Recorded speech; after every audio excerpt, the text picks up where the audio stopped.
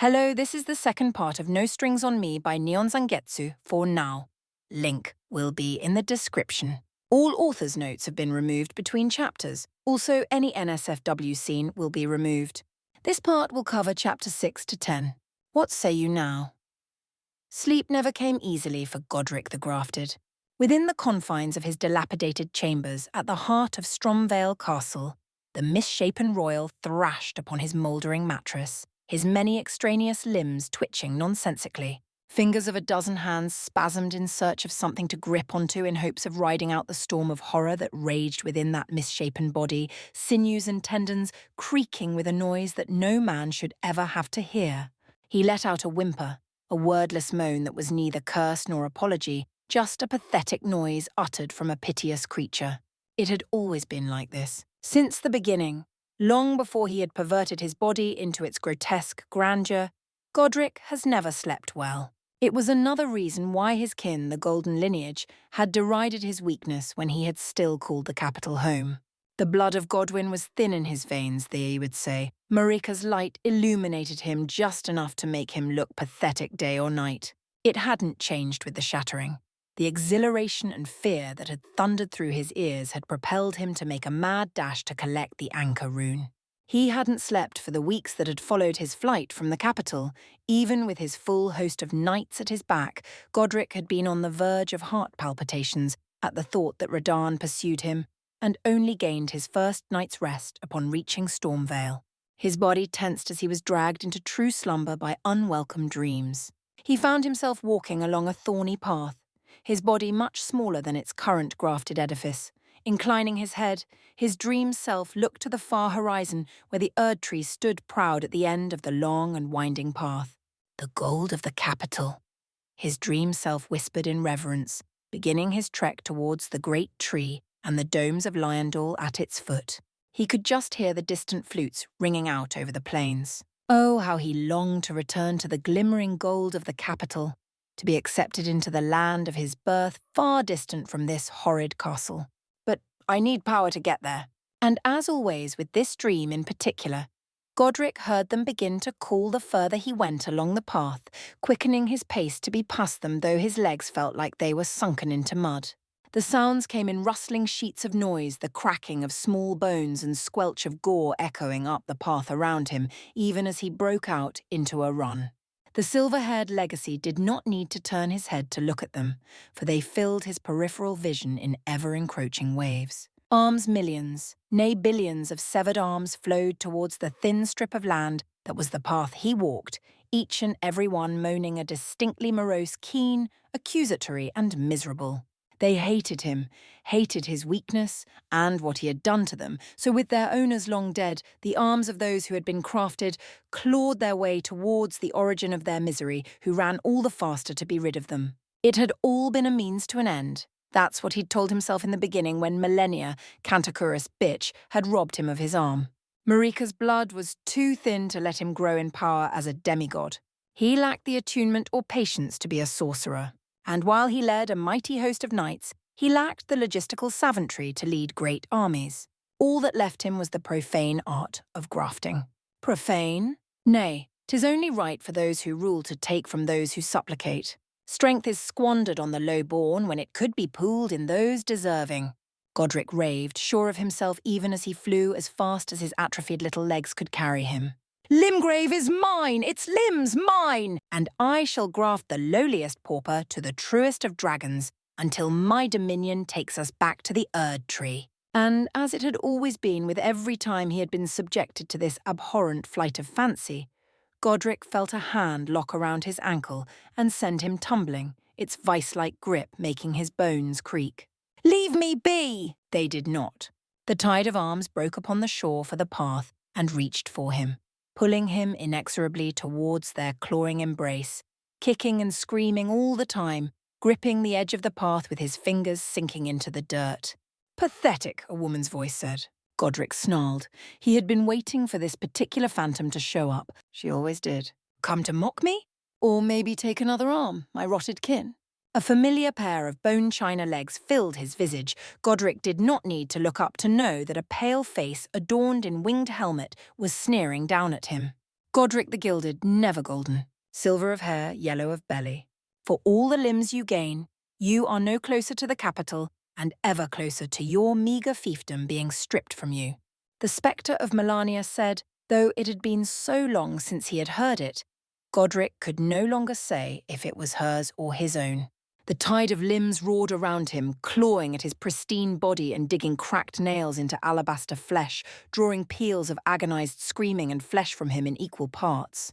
A grubby hand, six-fingered and long, scratched at his face, its seeking digits looking to pluck his eyes from their sockets as they darted hither and thither. Abandon this path, Godric, lest you face an ignominious end as less than a man. Melania said levelly, voice cutting through Godric's screams, much as her blade had done his flesh. Never! None shall take more from me than you already have, Godric snarled. A beat passed, and Godric did nothing but glare up at his oppressor as he had every other night, his body being twisted into a nightmarish schism of flesh. Oh, how he hated them all. So be it, Melania replied, before her bone china foot whipped out, savagely kicking Godric in the face and sending him over the edge into the waiting sea of limbs. He screamed and screamed and screamed, the golden light of the distant capital snuffed from his vision, replaced by the endlessly undulating and clawing hands that dragged him ever downwards to their necrotic depths. As he fell, Godric felt a brief moment of lucidity settle upon his paranoia-addled mind, an awareness of just how far he had fallen to be tormented by his actions as he slept. But still, he wanted to see it just one more time, the golden light of the Erd tree, and the gates of his home opening to welcome him back. Mayhap that would be a possibility, last of the traitorous whore's bloodline. Godric gasped, his madness reasserting itself around his senses as he whipped his head left and right, searching to find the one that had spoken. He did not register until a few moments later that he was no longer lost in a sea of tortured and vengeful arms. No, now he floated aimlessly in a mist-filled darkness, with a single pinprick of golden light far above him. His eyes zoned in on the light as it grew in brightness, letting it wash over him as it resolved into a constellation of perfectly arrayed golden stars and nebulae high above him.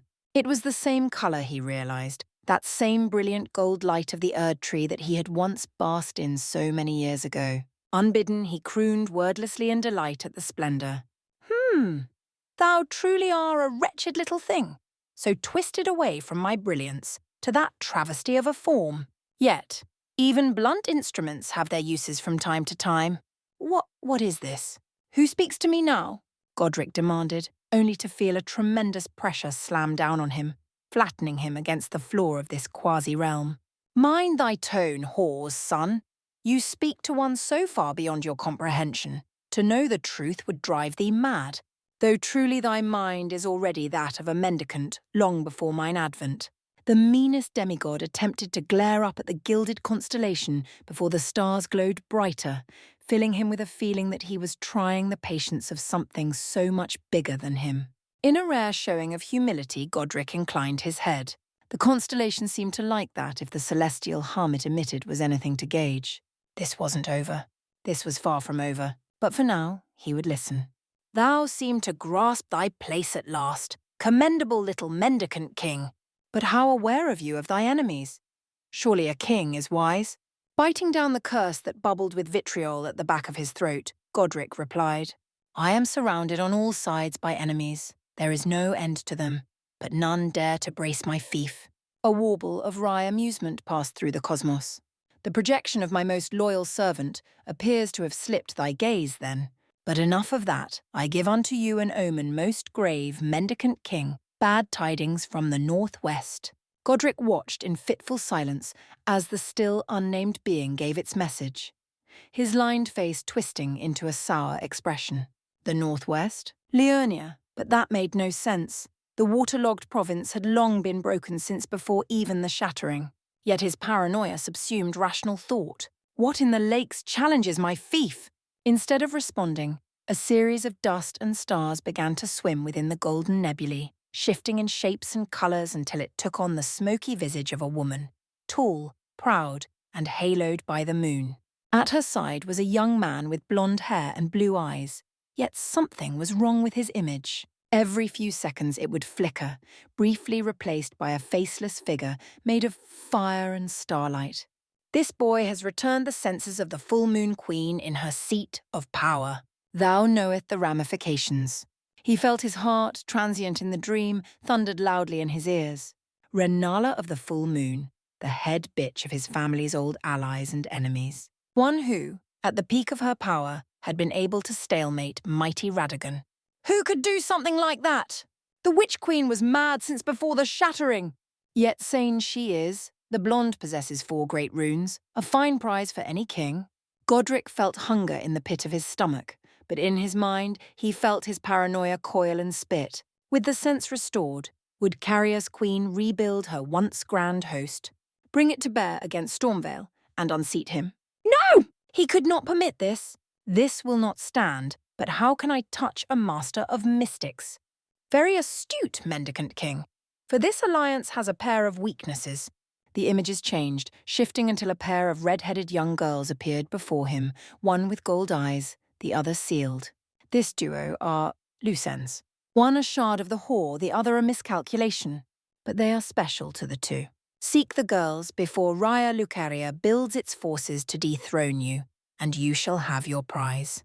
Without any warning, a beam of golden light blasted out of the nebula and struck Godric in the chest, sending streams of light through every vein as he screamed in pain, locking around and adding to the Akko rune grafted into his very soul. Squealing in agony, Godric soon found a feeling of mind-numbing power washing over him, filling every pore with golden brilliance.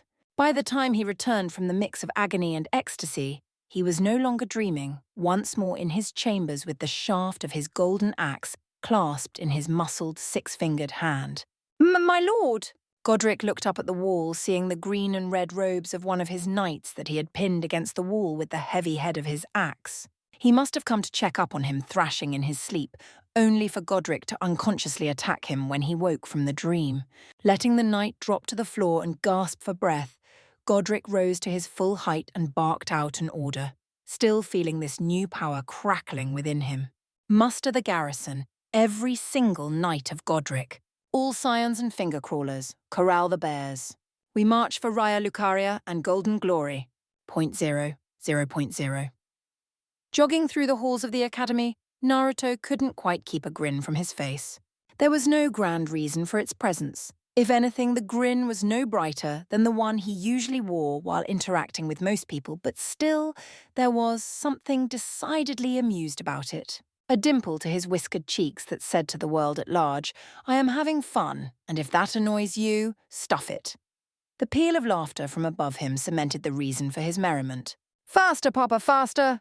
The blonde felt a pair of pudgy hands grip his thicket of yellow spikes harder, and a couple of short legs beat against his shoulders like a rider spurring their horse. As the little lady commands, he laughed, said, increasing his pace to blur through the corridors as little more than a streak of blue, yellow and plum. Melina let out a jubilant little whoop as they broke out onto one of the many steps of ascending structure towards that made up the climbing levels of the academy. Naruto leapt from the steps and boosted himself off of the stone balustrade to slingshot the pair into the air. Freed from gravity's clawing embrace, for but a moment the duo enjoyed the feeling of the wind against their clothes in the bright light of day. Extending an arm, Naruto alighted them on one of the many spires that made up the rooftops of faculty buildings with nary a sound, hand-locking around a solid hold while his feet stuck to the sheer angle with chakra. Quite the view, isn't it, little dove? Melina nodded excitedly atop his shoulders, preening at the name Naruto had taken to call her. It was a habit he had picked up from Renala after he had caught her referring to the seal-eyed Melina as Little Culver, a long and laborious task to decipher, until the headmistress and queen had giggled and told him that it simply meant dove.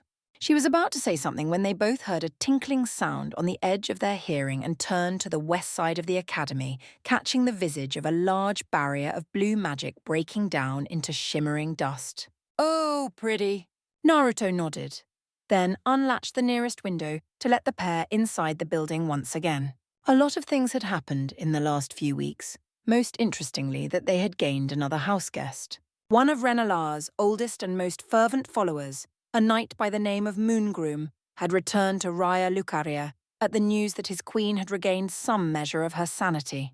According to the man himself, he had attempted to enlist a party of adventurers to uproot the traitorous scholars and other ne'er-do-wells that had taken the academy for themselves. Naruto winced at the memory of the old knight's face when Renala had told him that Naruto had succeeded in weeks where he had failed for years. Well, she put it in much nicer terms than that, but it hadn't stopped Naruto from feeling bad when Moongrum had knelt to him in thanks for bringing his queen's sense once again. At least he made fast friends with Bogart. Probably the food. Kurama grumbled as Naruto and Melina exited out into the halls of this section of the academy, again on their hunt. Well, a hearty meal and good talk after decades of trying to protect someone is definitely a nice change of pace. I can hardly blame him, Naruto thought before pausing, ears pricking up. Do you hear that? The last Uzumaki felt his little charge look left and right, her head resting at the crown of his head, lifting a hand to cup her ear. Sounds like Millie, Melina questioned, hearing the muffled mumbling of a familiar little girl from down the hall. She looked down at Naruto in a childish approximation of an askance glance. We should see what's wrong. Nodding, the blonde was pleased by the altruistic tendencies that he had managed to instill in the little girl before they quietly crept through the halls until they came to the source of the annoyed grumblings. It was a corner room with the door ajar just wide enough for the pair to peek in without opening it any further. They instantly spied Millicent, sitting atop a desk clad in a dark blue dress that fit the little girl well, though it was clear to Naruto by its old creases that the dress had been in storage for a very long time. He noted that the redhead had a book open between her legs and was attempting to write something with a long feather quill, but the tells of her frustration were clear to him. The tips of her fingers were soaked in ink from where she had held the tip of the quill too tightly. The tendons in her hand stood out from the skin of her hand, close to a strain, and her face was screwed up in an annoyed grimace. It was honestly pretty cute to see, but Naruto knew that writing exercises when you weren't in the mood could tick you off something fierce. Empathy filled his chest, prompting him to push the door open. Millicent practically jumped out of her skin, snapping the book shut and inadvertently trapping one of her fingers inside of it. She winced in pain, but her gold eyes were locked on Naruto in embarrassment. Shh. Naruto shushed her gently as he approached, holding out a waiting hand expectantly, his meaning clear. Suppressing a pout, Millicent slowly extended her ink-stained hand that had been caught in the book to rest in Naruto's much bigger palm. Blue eyes carefully assessed the little girl's hand. The ink-stained digits were nothing that a damp cloth couldn't fix, but her middle finger was throbbing quite fiercely, and the telltale swelling and darkening of a busted blood vessel under her nail made him frown. Cupping her hand with his other palm, Naruto lifted the trio of limbs up to Millicent's mouth. Blow on them to make it feel better, he instructed in a calm voice. Amused when he felt his shoulder-bound passenger lean forwards to watch in rapt attention. Come on, Renala might be the sorcerer, but it doesn't mean I can't work a little magic for someone who needs it, he encouraged the gold-eyed girl. Looking between the young adult and similarly aged little girl that rode him like a pony, Millicent raised an eyebrow before throwing caution to the wind and blowing lightly on the cupped hands. Her eyes widened when Naruto's hands began to glow with cool mint-colored light, sending a feeling of cool relief through her throbbing finger and making her sigh pleasantly. It lasted for a few seconds before Naruto drew his hands away from the now-healed finger. Better? Naruto asked, getting a thankful nod from Millicent before he pulled a rag from his back pocket and ran water-natured chakra into it, the cloth growing visibly moist in his hand. Setting about cleaning the ink from her fingers, Naruto asked, So you want to tell me what's got you in such a tiz, Millicent? Opening her mouth to speak, Millicent instantly closed it, cheeks puffing in cute embarrassment. I slipped away from the queen on her, what's the word? Errands? Gold eyes widened in realization. Errands! Yes, errands, she cheered before turning embarrassed once again.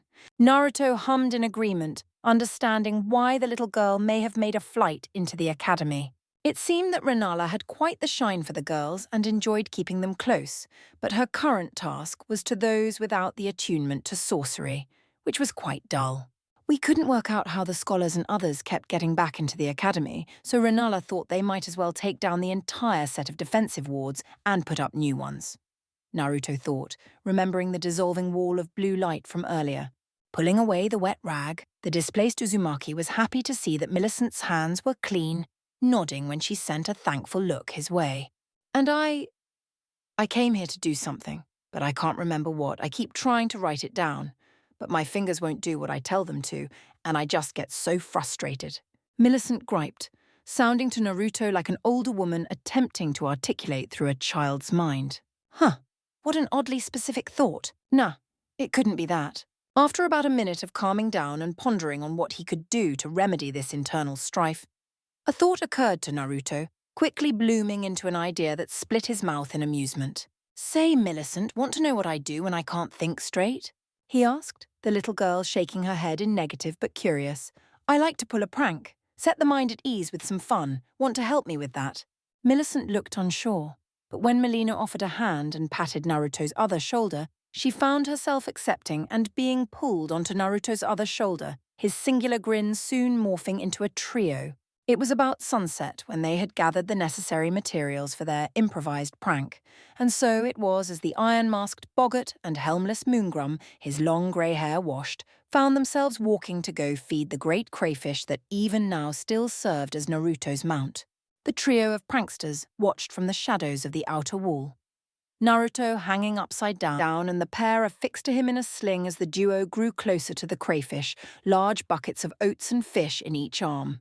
As they set the 2 buckets of feed down for the giant crawfish, they turned to go, only for Naruto to form a hand sign, a pulse of chakra setting in motion a series of events that the 2 girls watched in raptured attention. A tiny paper bomb with the strength of a firecracker exploded, dislodging a small, perfectly spherical iron ball that rolled down the stairs to strike a precisely laid series of stacked chairs, knocking loose a pithos containing cabbages. As the collection of green vegetables bounced down from the walls, the trio watched the male duo look around in confusion, unsure why it was now raining cabbages and oblivious to the submerged crisscrossing of ropes that they had backpedaled to stand on in their confusion. Seeing that their marks were now in the correct position, Naruto and the 2 children let out a cackle before taking hold of the rope affixed to their side, cancelling the chakra flowing to his feet and dropping like a stone. As he pulled down on the rope, the rigged pulley that it ran through took up the slack and provided a sudden lift to the submerged ropes, snapping up in what was clearly a net that ensnared Moongrum and Boggart.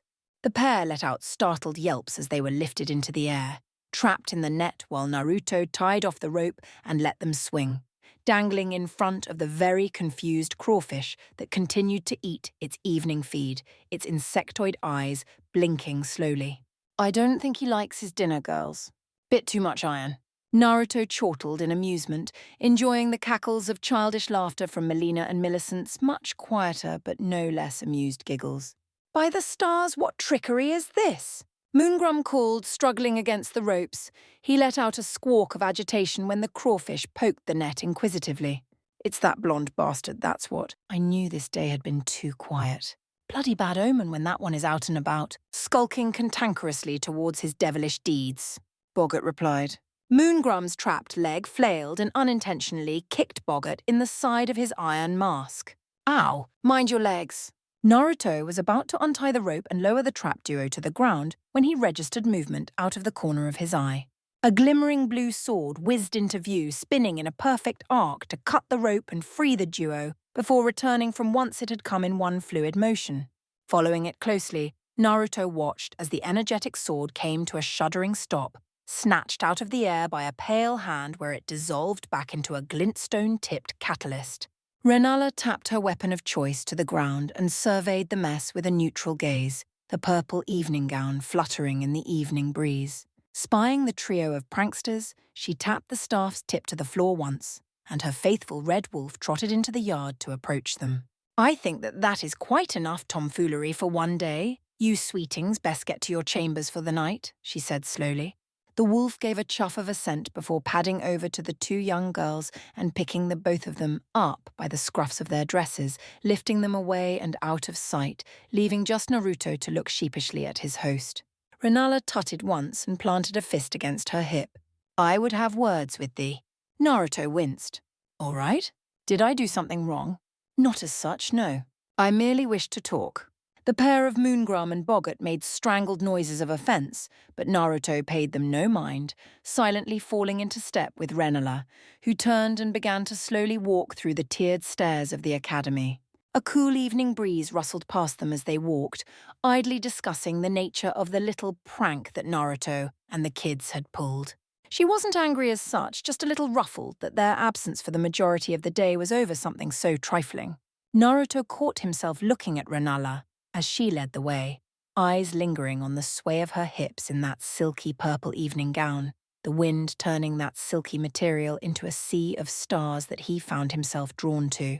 She turned to face Naruto by the time that they had reached the doors to the headmistress's apartments, her body caught in half-profile, revealing a full-length view of Renala's figure from the tips of her inky black hair to toned legs showing through the gown.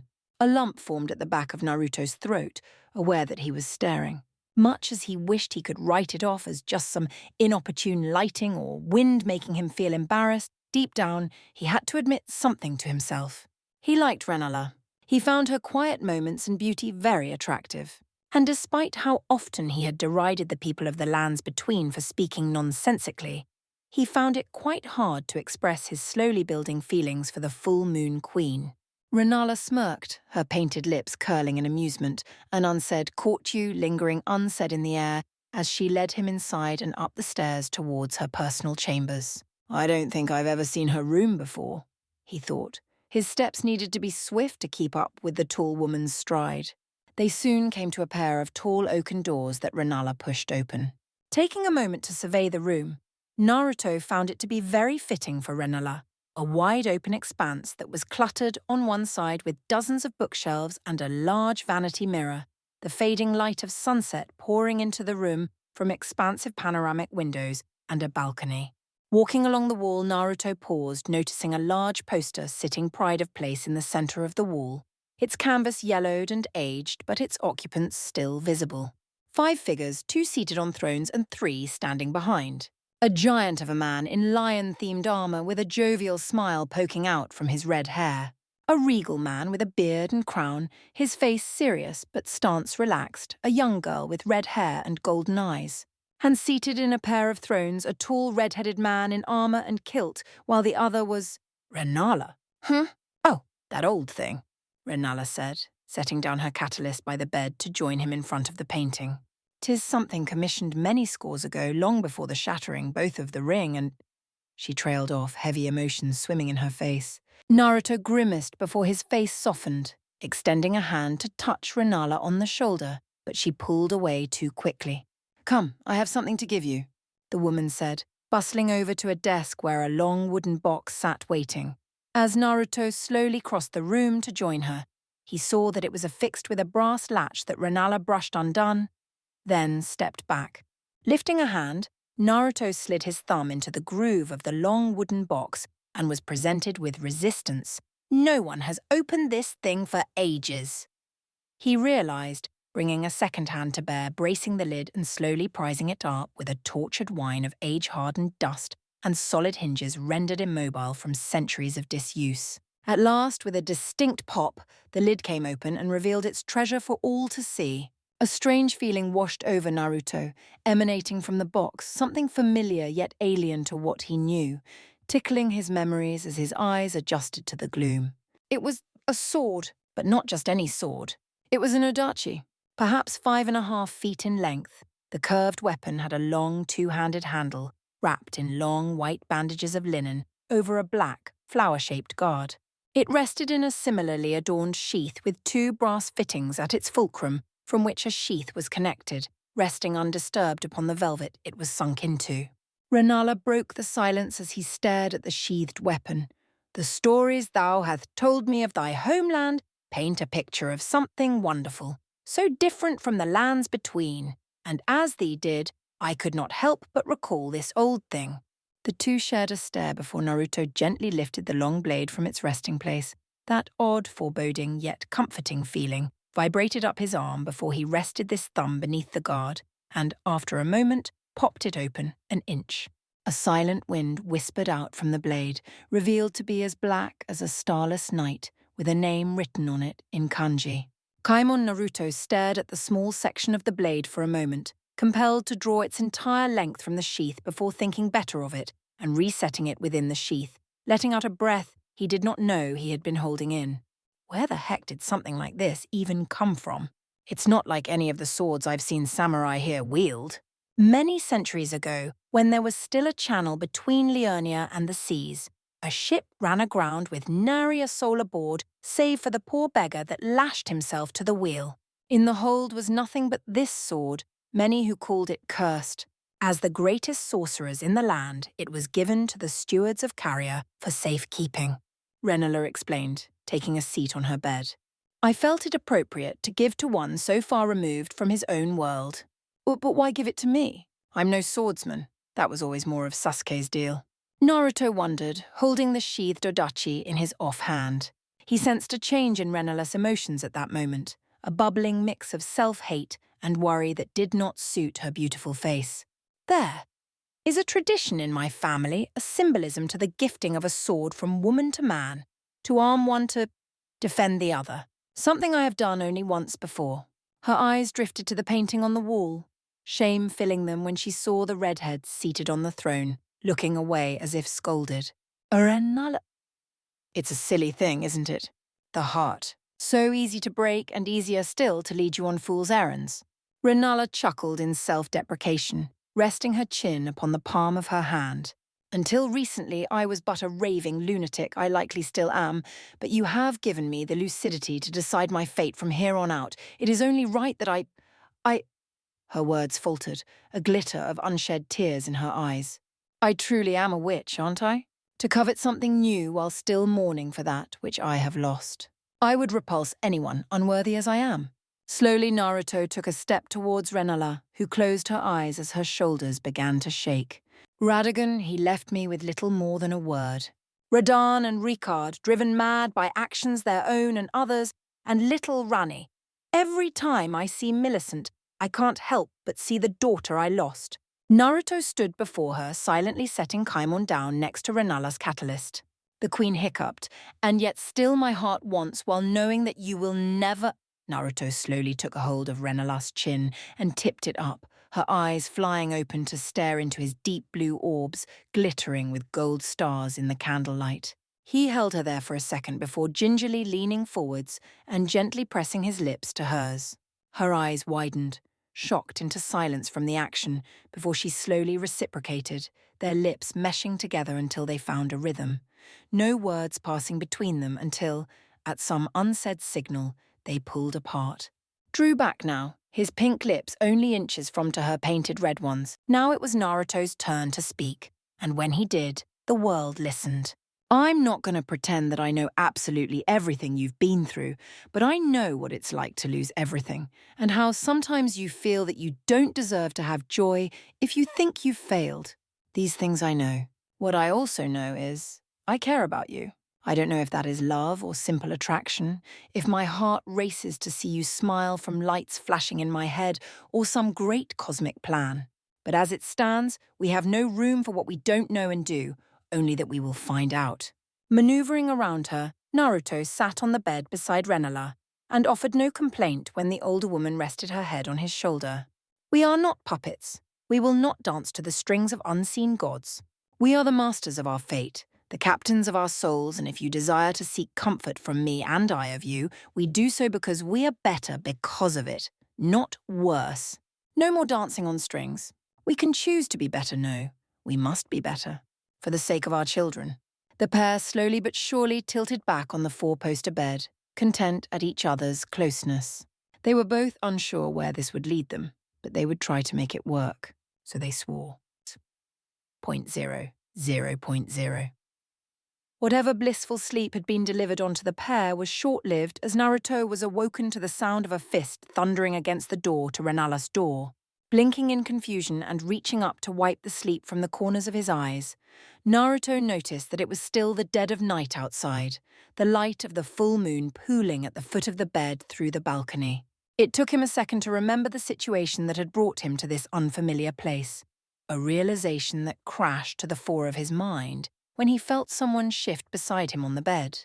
Renala sat up slowly, still clad in her purple evening dress, her hair a little messy but no less beautiful in the light of her namesake. Naruto felt his cheeks darken when he noticed that he was staring and swung his legs over the end of the bed, mentally checking over his own clothes in a panic. "Keep your panties on, you just fell asleep next to each other almost disgustingly vanilla if you ask me," Kurama's low voice warbled in wry amusement. Naruto sighed in relief, then his brows knit together into a thick line. "What do you mean disgustingly vanilla?"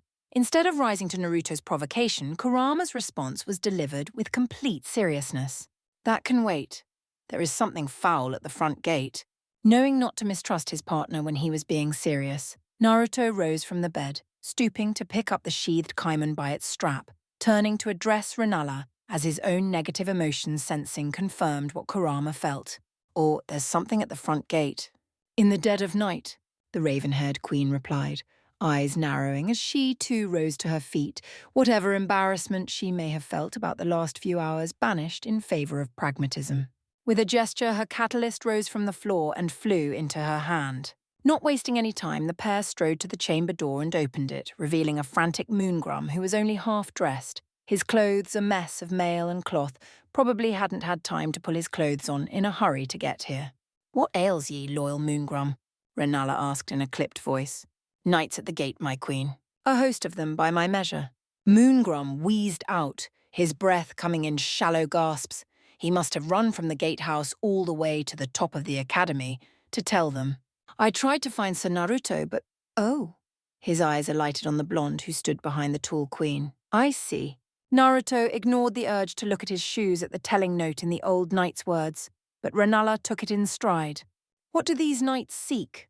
Renala took the moment that Moongrum used to catch his breath to wave her hand through the air, looking progressively more annoyed, then muttered about taking the defensive wards down under her breath. "They're asking for your presence as well as the immediate surrender of what they demand." "And what are they asking for?" Naruto asked, feeling a cloying anticipation crawl up from the small of his back.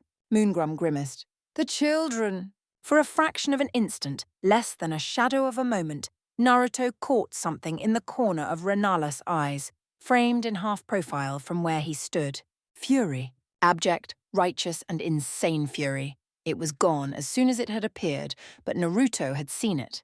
He was much the same. He felt his hands snap into fists and killing intent flowing off him in waves, and it was only the taller woman's following words that got him back on track. "Moongrum!" Renala ordered, strengthening up to her full height over the elderly knight. "Find Boggart and the Sweetings and see them to the shelter beneath the main lecture hall. If anything comes through that is not us, cut it to scarlet and crimson. I would know the identity of mine foes by the stains you leave on their clothes." Naruto felt a blonde brow rise to his hairline at the steely order, looking at Renala even as Moongrum snapped off a sharp blow and sprinted off into the academy. "Are you okay?" he asked the woman quietly. Renala faced Naruto with a surprisingly cruel smile, though the emotion was not directed at him. "Yes, Naruto, for the first time in a long time." Naruto held her look before nodding, thumping a fist to the palm of his hand. "Then let's see who's knocking on our door." Renala preened, enjoying the sound of "ah" before snapping her fingers, her body covered in a shroud of glowing blue particles. "But first, permit me to get dressed for the occasion." In no time at all, the pair strode towards the gatehouse with purpose, now hearing the furious banging at the wooden doors that stood up to the abuse valiantly. Naruto mainly appeared the same, save for the fact that he had strapped Kaimon across his back. He was nowhere near tall enough to have the longsword anywhere near his waist. Renala, on the other hand, was a sight to behold, donning a crushed velvet royal blue coat trailing to her knees that was jacquard with gilded representations of constellations across its shoulder pads. Under this was a figure-hugging tunic in red, adorned in glintstone with small tassets at her waist, matching the pair of gauntlets that seamlessly melded with her frilled cuffs. Her lower body sported a pair of slightly puffed breeches tucked into gleaming black riding boots, prioritizing movement. She accessorized the ensemble with a dark blue and red shoulder cape, affixed to her right shoulder, and a more functional version of her crown sat atop her head. Able to hear voices clearly now, Naruto gave a sharp whistle and was unsurprised to see Radagon's red wolf bound in to walk beside them, his eyes dilated and furs standing on end. He knew enemies were at hand as the trio arrived at the front gates of the academy. "Come on out!" A mighty fist banged against the door. "We know who you are. More importantly, we know what you are. No need for this to get bloody. Just give us the girls and—" The door slammed open and smacked them in the face, sending them sprawling into their fellows. Down they went, clutching their bloody nose. Naruto loomed over them, eyes blazing like twin coals in his skull. Bit late for that. The blonde looked over those that stood before them, jaw set in a firm grimace. Camped out in front of the gatehouse was a host of perhaps 300 of varying sizes and shapes. The majority of them were obviously knights, adorned in orange and green surcoats featuring the twin sigils of the Erd tree and a lion in addition to chipped plate helms with plumes. The majority of them carried heavy brass-coloured tower shields with either pitted greatswords or weathered partisans. They had seen better days, but owing to the fact that the knights made up 2/3 of the enemy force, his eyes and ears picked up far more piteous creatures standing against them. "So these are the grafted that Boggart told me about," Naruto ground out, spying scores of patchwork men, great hulks of mismatched limbs grafted haphazardly to putrefying flesh, their hands wrapped around assortments of weapons. "They're disgusting." While many had talked about the horrifying nature of grafted scions or the skittering finger crawlers that even now watched them from the edges of the formation, Naruto could feel their true nature, and it disgusted him. All of them were nothing more than lingering vestiges of what once might have been called human. Many of them having their souls worn away to simple beasts, piloting twisted bodies at the whim of bestial rage, magnified for every mutated limb that had been crudely grafted to their bodies. They even brought their dogs. How quaint. Kurama commented macabrely, the titanic forms of truly massive rune bears, held at bay by chains lashed to tamed finger crawlers, clawing at the ground in frustration and looking for a scrap. Naruto eyed the surroundings before taking a deep breath and calling out across the lakes. "I'm only gonna say this once. Leave this place. We've no quarrel with you." "Oh, I'm pretty sure we do." The sea of knights slowly parted to admit the one who had spoken, a tall and misshapen figure that limped more than walked. His body was disproportionately proportioned compared to his seemingly small head with its mane of lank silver hair. He was swathed in a mouldering green set of robes that barely contained his bulk, a tarnished gold circlet around his head that failed to glint in the light of the moon. Rennala stared at the enemy leader before she let out a gasp of realization. "Godric, is it truly you?" The sound of chipped and broken teeth grinding together reached Naruto's ears. Godric's voice was hoarse to listen to. "Be silent, pretender queen. We have come to nip your insurrection in the bud before it begins." Rennala balked. "Insurrection? And they call me mad. We have no quarrel with you or your knights." Naruto held up a hand to halt the conversation. "Crank it back a notch, big guy. No one's looking for a fight." Godric leveled a glare at Naruto, and the blonde saw for the first time that the interloper's eyes glowed with a golden internal light, a familiar shade of gold that put him on edge. "Hold thy tongue, neophyte, lest your queen rip it from you for insulting an honoured lord. I am Godric, heir to the golden lineage and lord of all that is golden." Naruto's jaw snapped shut in chagrin. He had never been fond of these types. "And what, Goddick, brings you out here in the middle of the night when we were trying to sleep?"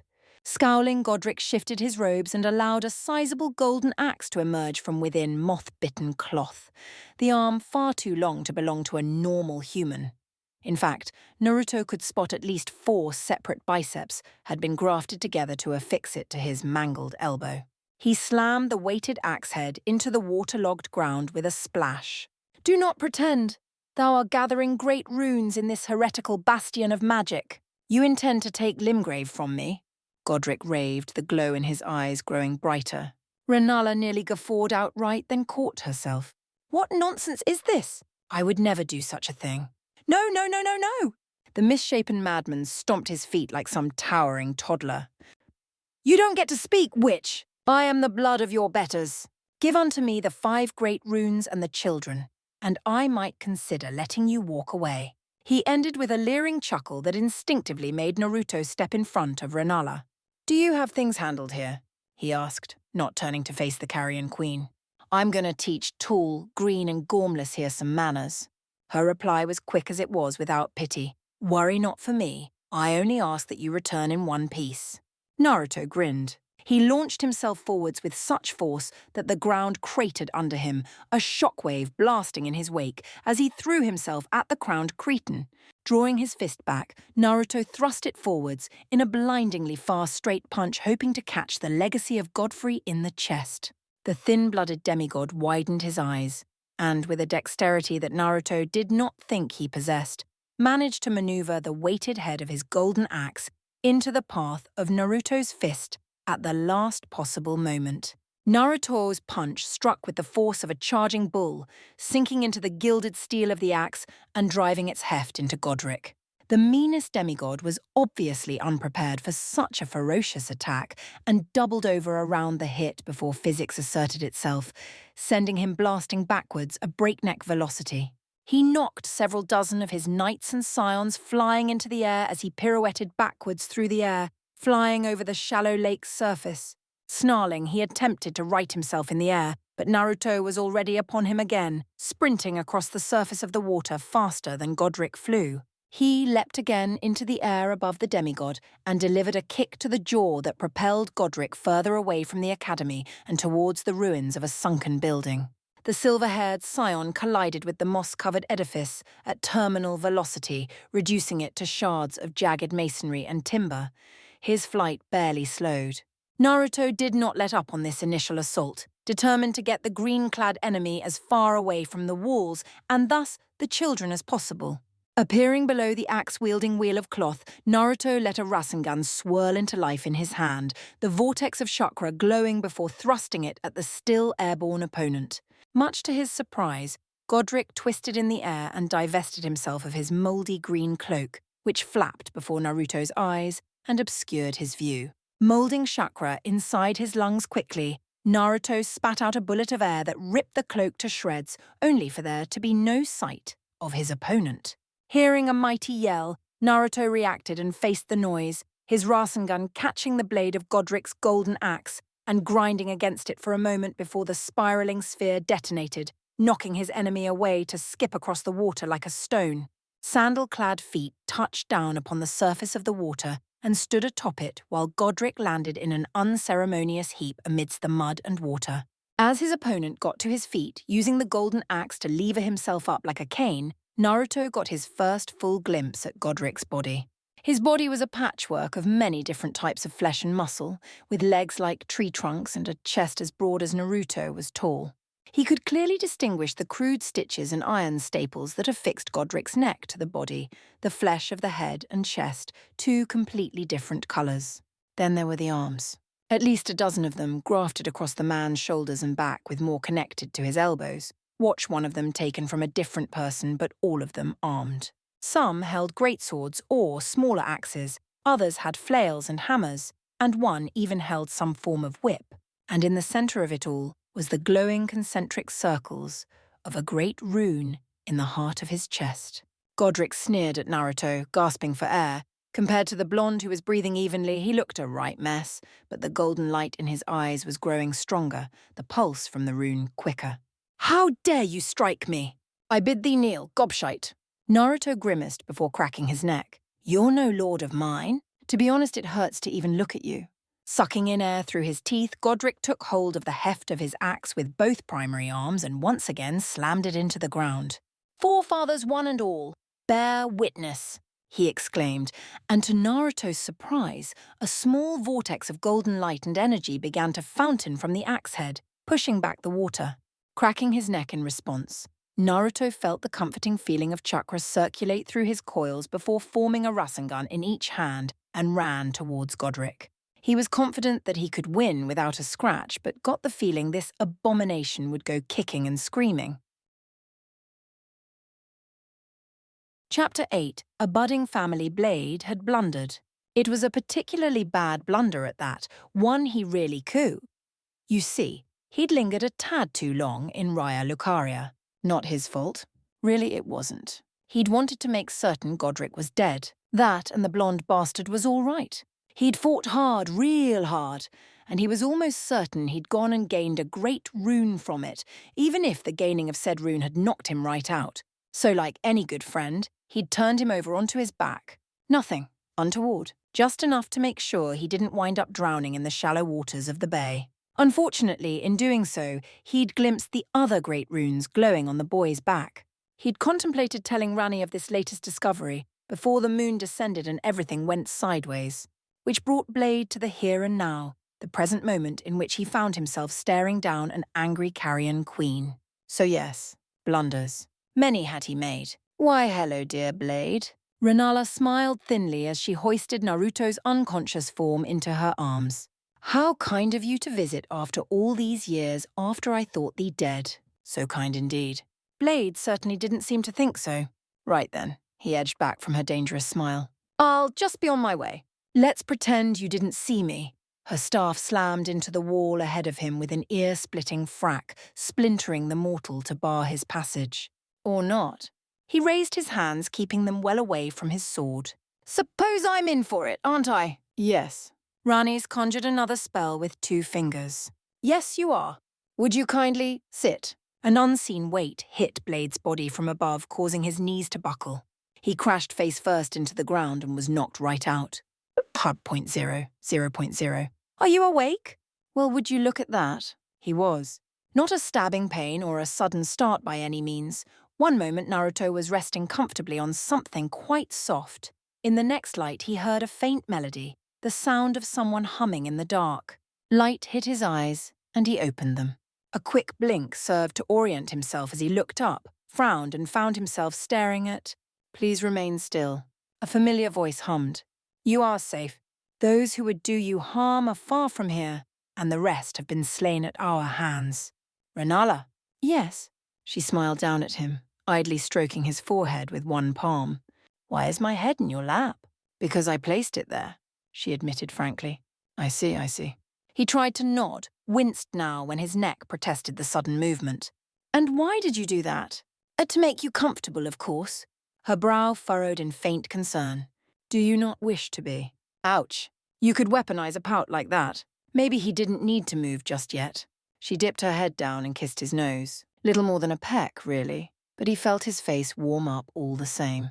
Not satisfied, she lingered, kissing his cheek now, followed by his lips, mouth moving sweetly against his. By the log, he'd never get used to that, wanting someone to have and hold nice and all. But it was these little day-to-day gestures that made his heart race. This is kinda nice, actually. She leaned back, humming in appreciation. How do you feel? Fair question. Kurama garbled an angry string of gibberish in his head that summed things up quietly nicely. Sore, he said at last. Feels like I got hit by a truck. She blinked. What? Yet pray tell is a truck? Right, she didn't know what those were. I'll explain later. I should hope so, the Queen tutted, tweaking his ear. Dear Blade has told me what transpired. You have gained another great rune. Blade! He tried to rise, only to wince. Where is he? He all right? He is convalescing comfortably in another room. Her smile was a touch strained. Worry not, she amended at his worried look. He is in good health. He simply wished to leave. I would not allow it, not with his injuries. You may visit him at your leisure. Had Blade gotten hurt helping him out? He couldn't remember. And what was this about a great rune? His memory proved slow to recall at first. Finally, it came to him. Yeah, I remember the damn thing ducking under my arm and hitting me. He lifted his shirt to get a better look at it. Right here. Sure enough, there it was, dead center in his chest, glimmering faintly, beating in time with his heart. Well, at least it doesn't hurt. He lowered his shirt with a sigh and heard Renala make a noise of disappointment. He quirked a brow at her. Were you staring? The faintest hint of pink dusted her pale cheeks, but her smile didn't waver. I was not. He grinned, pleased to have caught her looking. Pretty sure you were. I was. Not. Her smile didn't waver. In any case. A quick cough railroaded him before he could needle her further. There is another matter I wish to bring to your attention, but it can wait, if you wish to rest. Mother! Little Millicent came skidding around the corner, slipped, and fell flat on her face at their feet. She's awake! Come quickly! Never mind that. Renala preened, all worries forgotten. You called me mother! Millicent froze, face gone redder than her hair. Her moment of hesitation cost her most dear. In an instant, Renala swept an arm down to scoop her up, planting her beside them. What? Naruto chuckled under his breath. Did we adopt another kid while I was out? Renalas pivoted toward him, expression quite quizzical. How did you know? His face fell into a deadpan to surpass all deadpans. You're kidding me. 0.0. Renala wasn't kidding. In short order, he found himself stood beside her before a large door. Frustrated noises came within, masked by girlish giggles, familiar giggles. He laid an ear against the heavy oak frame and was rewarded with another laugh, giddy and free. The ghost of a smile tugged at the corner of his mouth. He heard an angry, raised voice, to which she only giggled all the more. Mel got in there, didn't she? She most certainly did. Renala touched one hand to her cheek with a sigh. We tried to keep the newcomer isolated, but as you can see, that failed the moment Melina leaned of her existence. She's been keeping her distracted ever since. Bless her little heart. Millicent squirmed against her side, quietly curious. And it would seem our second daughter is curious to meet her as well. The little redhead squeaked softly and clutched at her robe. Well, nothing ventured, nothing gained. He swung the door open and found himself staring at an older-eyed lass, somewhat older than Melina or Millicent, wearing a fearsome scowl and long, dark hair besides, the latter of which was even now being bound back into a flowing ponytail by Melina herself. Also pigtails, a great many pigtails, none of which she looked pleased about. Papa! Melina turned a gormless grin on him. Look, I found another one. Can we keep her? Please! Whomever you are, kill me. The new girl turned a pleading look upon him. Right, now, I beg of thee. Naruto looked back to Renala, wholly at a loss. Who is this sassy lost child? I know not. He caught the hint of something in her voice just then. She was found sleeping in the library by Moongrum. He found her wrapped in a pile of robes. Curious, is it not? The girl twitched. Definitely something going on here. What was the saying? 2 was company, 3 was a crowd?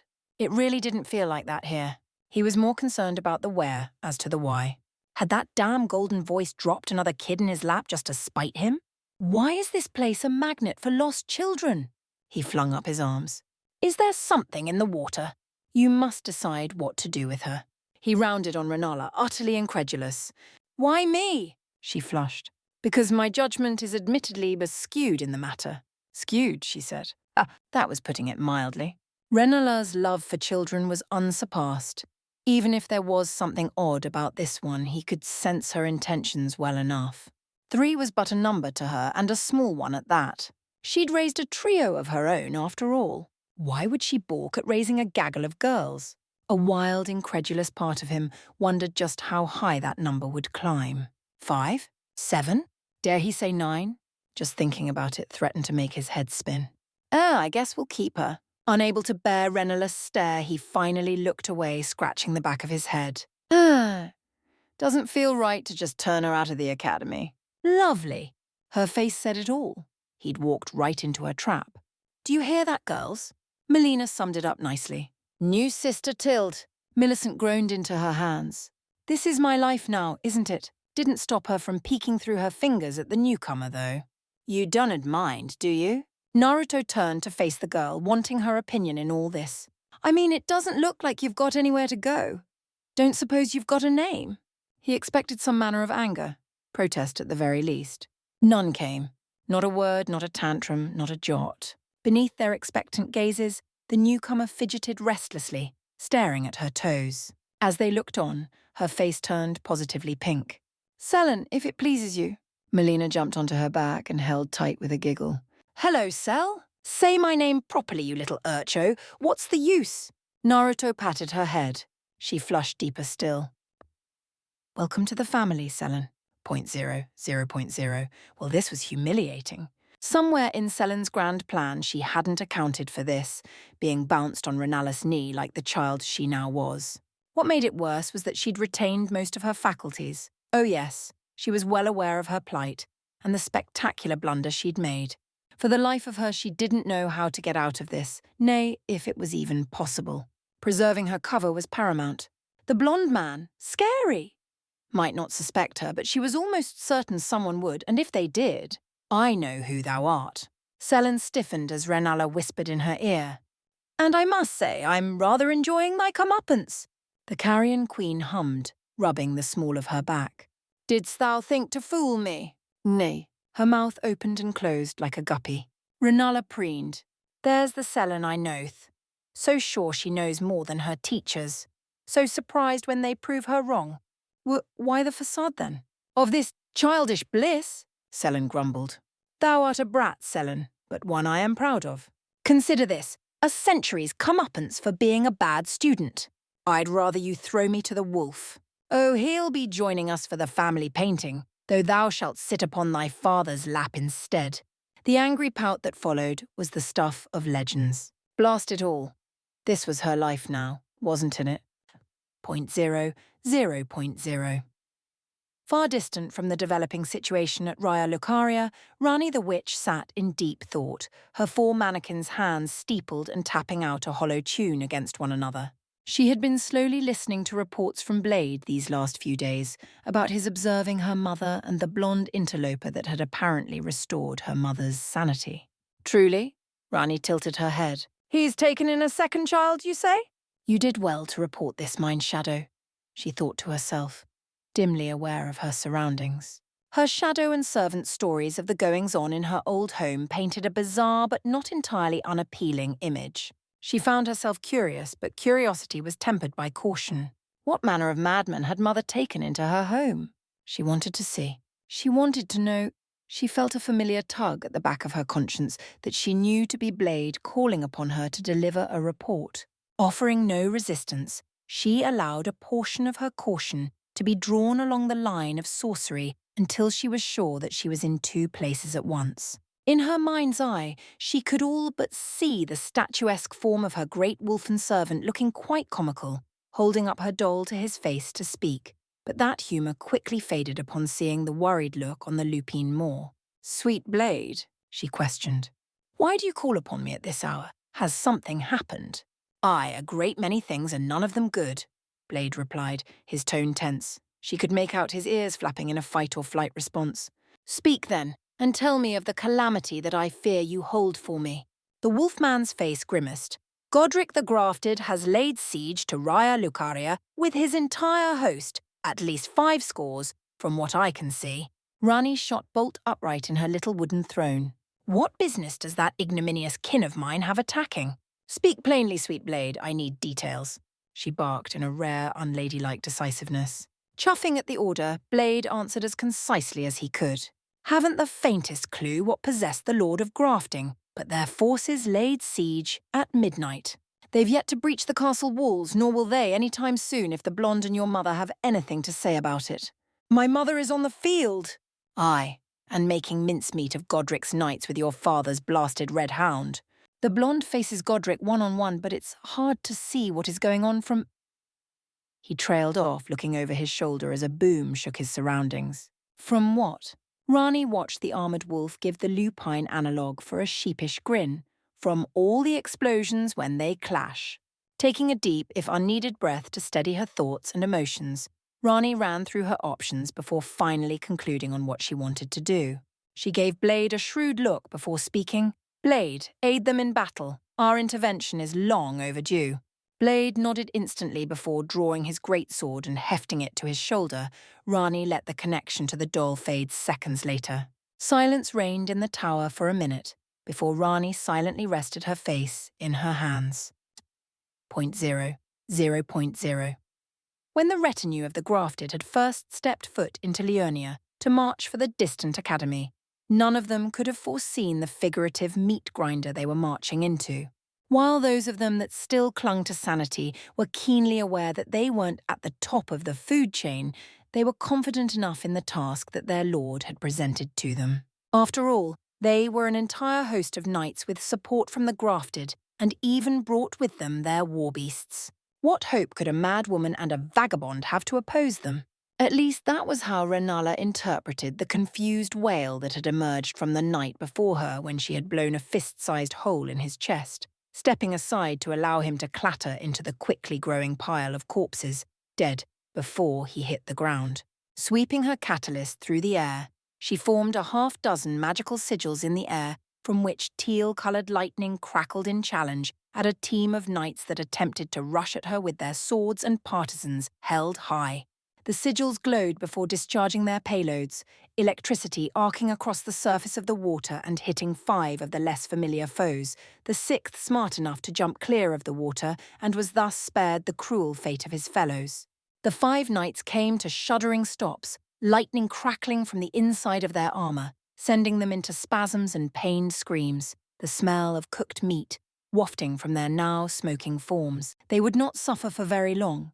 Renala formed a spectral greatsword that was twice as long as she was tall, its length a gleaming pale blue. The sword whipped horizontally with such speed that it seemed to be weightless, bifurcating the 5 stunned invaders through their waists, their innards spilling out to stink sourly in the night. The 6th knight, obviously more experienced than his brothers, avoided this fate and charged at the queen, using his gilded tower shield to block one of her arcane bolts. The force behind the attack was still strong enough to break his stride, so his follow-up partisan thrust was weak. Renala caught the arrow-shaped head with her catalyst and, with a flick of her wrist and pulse of blue light, sent it to bang into the tower shield with a chime. The light ran down from the catalyst along the partisan and into the shield, feelers of arcane brilliance reaching out to snag the remnants of magic from her initial spellbolt and rearranging them on the inside of the shield. She spied the look of confused, then terrified eyes through the thin visor of his helm, having seen a magical circle take form on the inside of his shield, likely knowing it was too late. A dozen thick, half-meter-long glintstone spikes formed on the inside surface of the shield, mangling the knight's arm who desperately attempted to unlatch it. He did not expect Renala's boot to stamp down on the shield, sending all the spikes into his torso and nailing the tower shield to his chest, causing him to crumple limply into the muck. Renala took a deep breath, surveying the battlefield. It had been some time since she had walked the field of battle, since she had hung up her arms to be a teacher rather than a warrior of arcane might. She knew she was diminished compared to the young woman from so long ago, but as the queen looked into the scared faces of these knights and the way they shook, she knew something to be true. They are no warriors of Radagon. I did not fall to the Erd tree once, nor will these vagabonds make me consider the prospect again, she thought, eyeing a grafted scion that stepped forwards. Throw down your arms, witch queen. We seek supplication, not bloodshed, the scion yelled, surprisingly composed given his otherwise mad body. Blue eyes narrowed to flinty chips of ice. The nerve of this thing!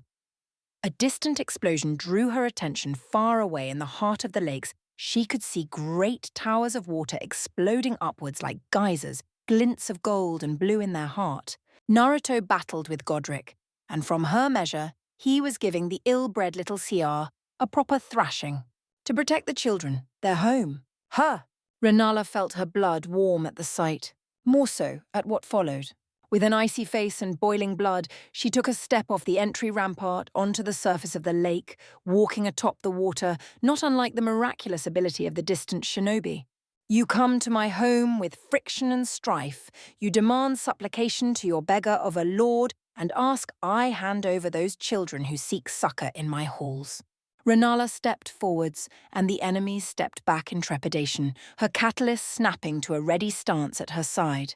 And yet now, as we resist, as my guardian gives your lord a drubbing that his mother should have given him long ago, as I rend your fellows to mulch, now you ask for no bloodshed. Raising the catalyst before her face, she fixed the multitude with a deadly stare. On my name as Renala, full moon queen of Caria, headmistress of Raya Lucaria, and greatest foe of Radagon of the Golden Order, hear my words. A large white magical circle emerged from her feet, glowing brightly and giving Renala an unearthly quality. None of you shall leave this place alive. That was enough for many of the more cowardly members of the retinue. They threw down their weapons and turned on their heels, beating a speedy retreat across the lakes with their tails between their legs. A red blur caught them before they had any time to notice, let alone react. A spectral golden sword corkscrewed along the lines of fleeing troops, a furred sickle threshing wheat. Limbs and head went flying to sink into the water and muck by the time the blur stilled enough for the host to see the red wolf of Radagon leaning down to bite the throat out of a now legless brother. The wolf looked up at the group, gore and odour dripping from its long fangs before giving a chilling howl and launched a barrage of glintstone comets into their backline. The wolf was more a sheepdog than a wolf in that instant, running down any of the regiment that dared run and driving what was left towards Renala like lambs to the slaughter. The scions let out fearful roars as reality set in, clanking their shields and announcing their curses. Finger-crawlers and rune-bears were slipped from their reins and charged at the queen, intent on ripping her to pieces. "Come, oath-sworn dragon," Renala intoned, driving the bladed tip of her catalyst into the magic circle at her feet. A tide of white-blue motes of light surged around her before taking the form of a large spectral dragon that roared in challenge at the sprinting enemies. It charged to meet them, the muscles of its sinewy neck and tail whipping left and right to send knights and scions away in broken masses of flesh and metal. 2 rune bears attempted to claw and bite at the dragon, but their attacks did very little to its semi-corporeal nature, though the same could not be said for them when, in a show of surprising speed, the dragon's clawed hand struck out to pick up one of the bears while pinning the other under its foot. The bear roared at the dragon valiantly but was silenced when the dragon's own deafening roar overpowered it, then locked its jaws around its upper body and bit it clean in half, the other half falling to crush a finger-crawler. Seeing its fellow so utterly destroyed, the other rune bear, under the dragon's foot, let out a mournful call and redoubled its efforts to escape the spectral reptile's hold. Its efforts would be for naught. The dragon opened its mouth and breathed scalding blue fire down upon the bear, cooking it instantly and angled the stream to cremate anything before it. Renala took no pleasure in the death of the beasts, but she certainly enjoyed driving glintstone comets into the hearts and brains of every single grafted that shambled in her direction. Jumping into the air, she glided over the battlefield, raining down lunar hellfire upon the knights and other abominations that Godric had brought to her home. Some brave or foolish souls attempted to snipe her from the air with arrows, but she either swatted them aside or briefly let her body dissolve into mist to let them pass through her. "Ye who think that you can take more from me than I have already lost, quail under my moon," Renala shouted, high above the battlefield, raising her catalyst above her head and channeling the totality of her magic. Far above her formed a dense orb of magic, quickly solidifying into the pitted surface of the moon. Sweeping her arm down, the man-sized representation of Luna fell upon the battlefield with a terrifying slowness, just long enough to make those still alive think that they may have had a chance to outrun it. When it hit the ground, the entire battlefield was enveloped in a blast of white light. 0.0.0. The cavern shook above Selene as she sprinted through it. Oh dear. She was fairly certain the entire academy must have been felt that last attack. Selene winced. Nope, not getting involved in that madness. Whoever those fools were, they'd serve as an adequate distraction, but she wanted no part in that insanity. Initially, she had watched on with idle curiosity as the band of knights had trekked across the lakes towards the academy, wondering what could bring them there. She had initially theorized that they may have been seeking to petition goods and supplies before embarking on the trek to Caelid and the Radden festival. But the moment battle had broken out, that theory had guttered and died. And much as the sorceress hated to admit it, so too had her hopes of beating the full moon queen in a straight-up battle of sorcery. At least I was able to glimpse the power of the blonde interloper. Now all I have to do is work out how his sorceries function. Perspective Selene. One prize at a time. She still maintained her desire to understand just what the mystery behind Naruto and his abilities was, but the fact that both the distraction and the fact that Renala had taken down the wards was too good a prospect to pass up. She was too proud to admit that it was greed that spurred her sprint through the secret tunnels in the cistern beneath the academy, determined to make her way to the main library and plunder its secrets while still undefended. This was her best chance to do so, and it would be foolish not to take it. The sound of fierce combat was all but muted by the time her masked form came to the large oaken doors to the library, bracing both arms against them to press them open. "Oh, the mysteries you hoarded for yourself, you maddened old bint," Selene seethed, walking into the towering rows of books.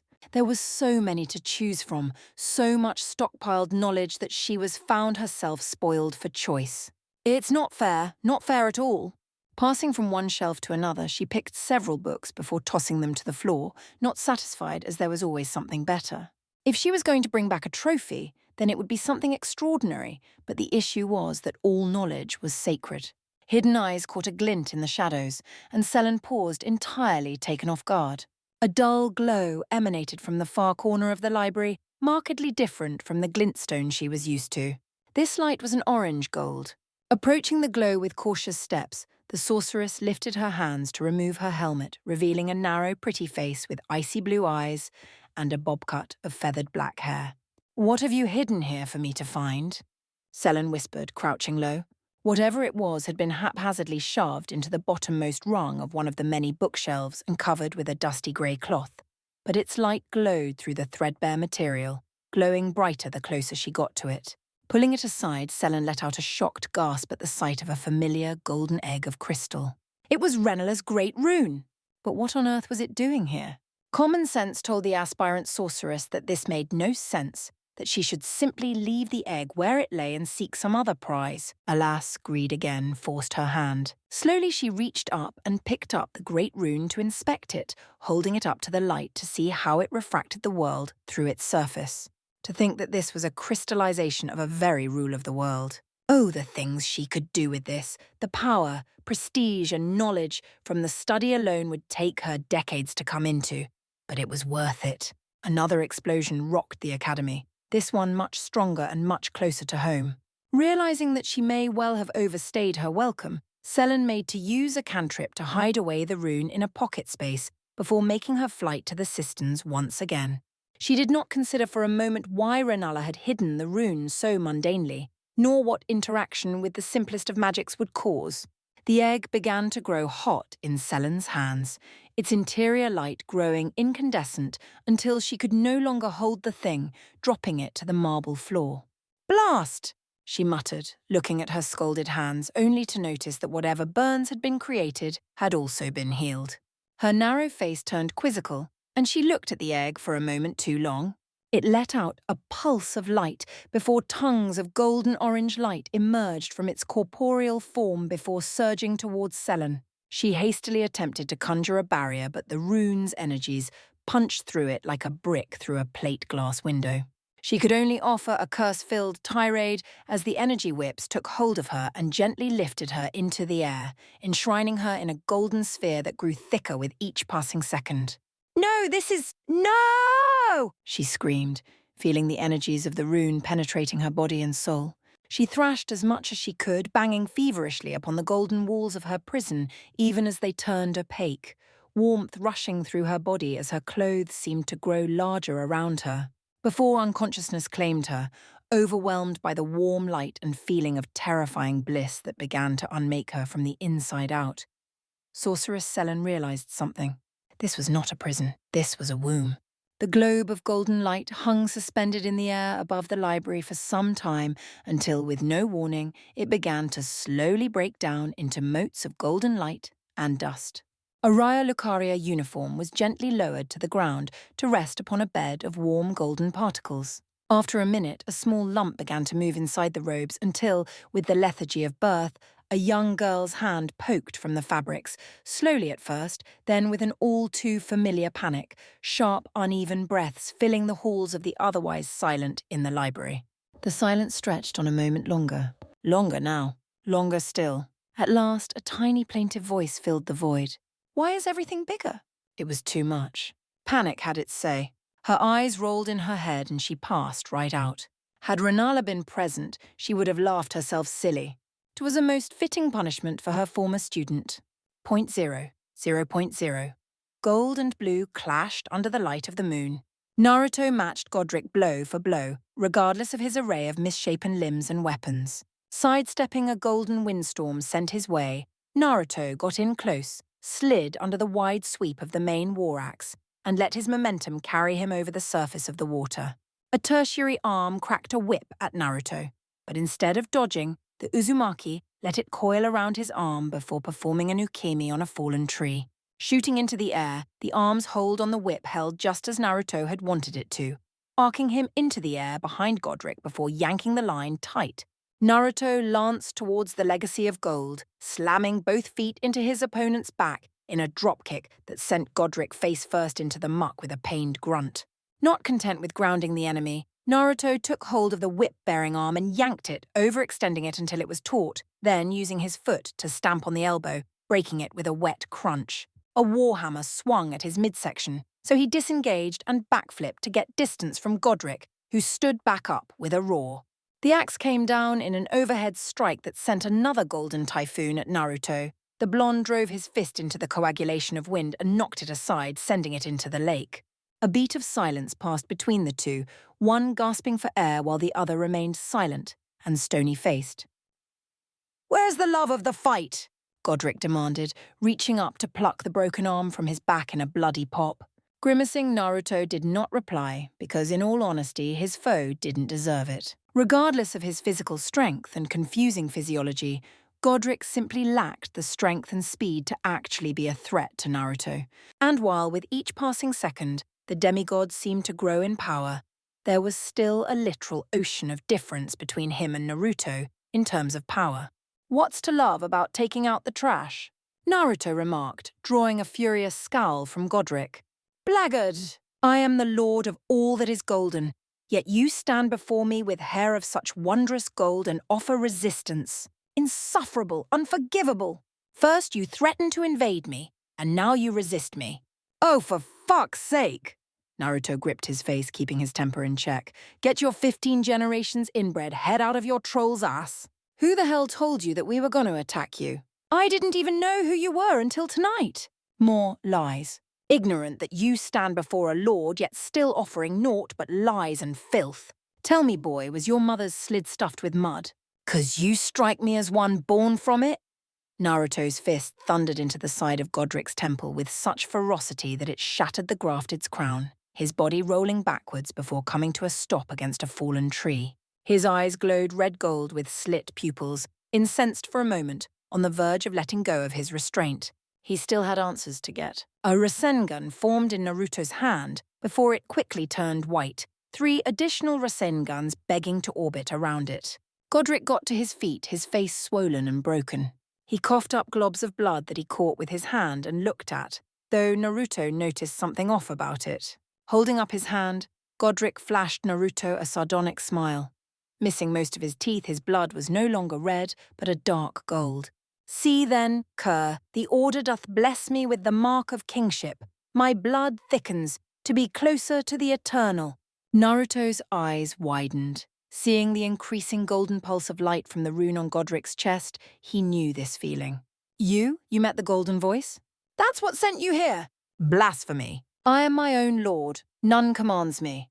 Godric spat, shouldering his axe with a wince. I was informed of your treachery by the most glittering gold, and I shall take all that I can to get back to the capital and the light of the Erd tree. Godric pointed the end of his axe at Naruto, who looked at him askance. Then just go there, you damn creep! I would not sit upon the throne of Elden Lord without the strength to.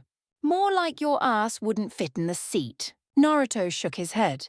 Do you think your people are going to take well to your ugly ass ruling over them, knowing that at any second you're going to rip off an arm or a leg and stick it where the sun don't shine? Godric snarled before his glowing gold eyes gained a perverse glint to them. Of course not. Your body, on the other hand. Naruto glared. What? Yes, that will do just fine. He hefted the axe into both hands, running his 6-fingered left arm along its length with a toothless smile. A golden body already encrusted with great runes, fit to sit upon the throne. I will have it, Godric raved, madness shining through the paranoia, beginning to stomp towards Naruto with the axe held out in front of him. I'll hold it in trust for you, little pissant. Such an honor to graft my head in place of yours. He bounded forwards now with the lope of a beast, frothing at the mouth with white foam and golden blood. Naruto raised his hand to meet the beast, not a man in a cross, but was beholden to something new entering the fray. At the moment that Godric made his lunge, a figure leapt into the air above him from the destroyed remnants of a tower, their body illuminated by the light of the moon. Tall, broad, armoured, and above all else, a wolf's head.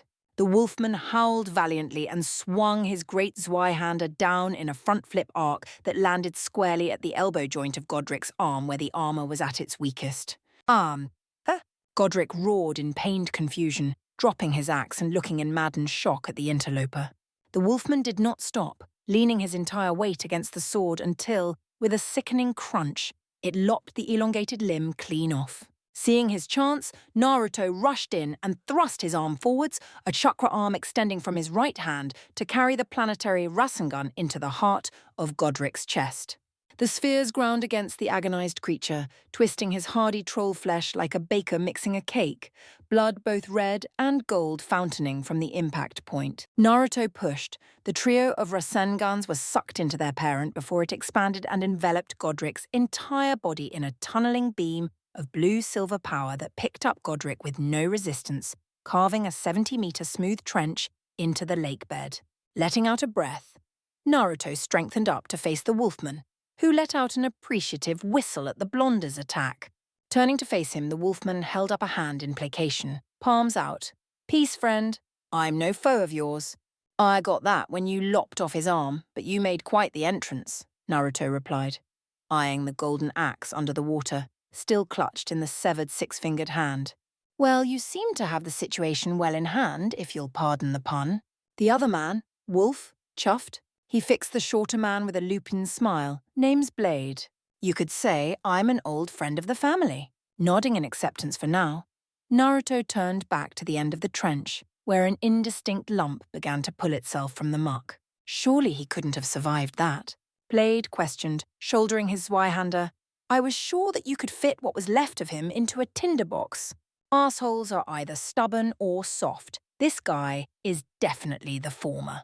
Naruto quipped, but his eyes were anything but amused. "I don't think it's entirely his idea to keep getting back up." Blade gave a confused sideways look as they both watched the lump stand up straight. It wasn't pretty. All of his arms were either broken or missing. One of his legs was snapped against its own axis while the other shook under his weight. His chest was nothing but a deep corkscrew of torn flesh and bone, the great rune glinting from the center of the hole. Most disturbing of all was his face, rather the lack of one.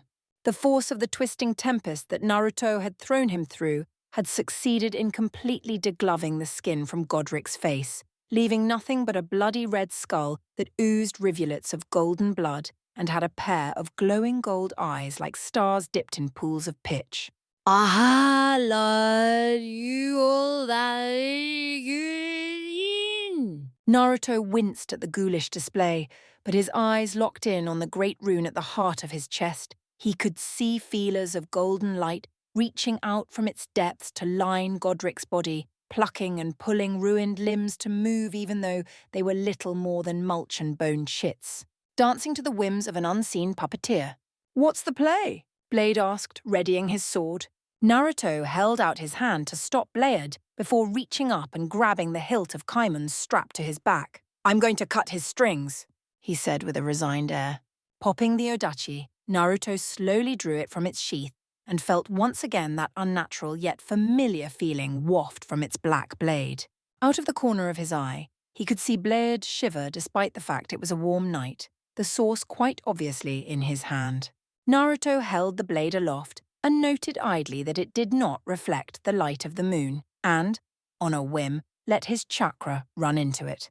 The edge came alive in his hand, vibrating in his, and as an aura of blackness rose from Kaimon's blade, like thick ink flowing through the clearest water. He was no swordsman, but with an unearthly sureness, he knew this was the tool for the job. He stepped forwards, begging to walk towards his suffering yet mad foe, strolling before upping it to a jog, then a run before it was a full-blown sprint. Thrusting Kaimon, its edge facing the stars, Naruto plunged the sword to the hilt into Godric's chest, causing glowing gold blood to fountain from the wound.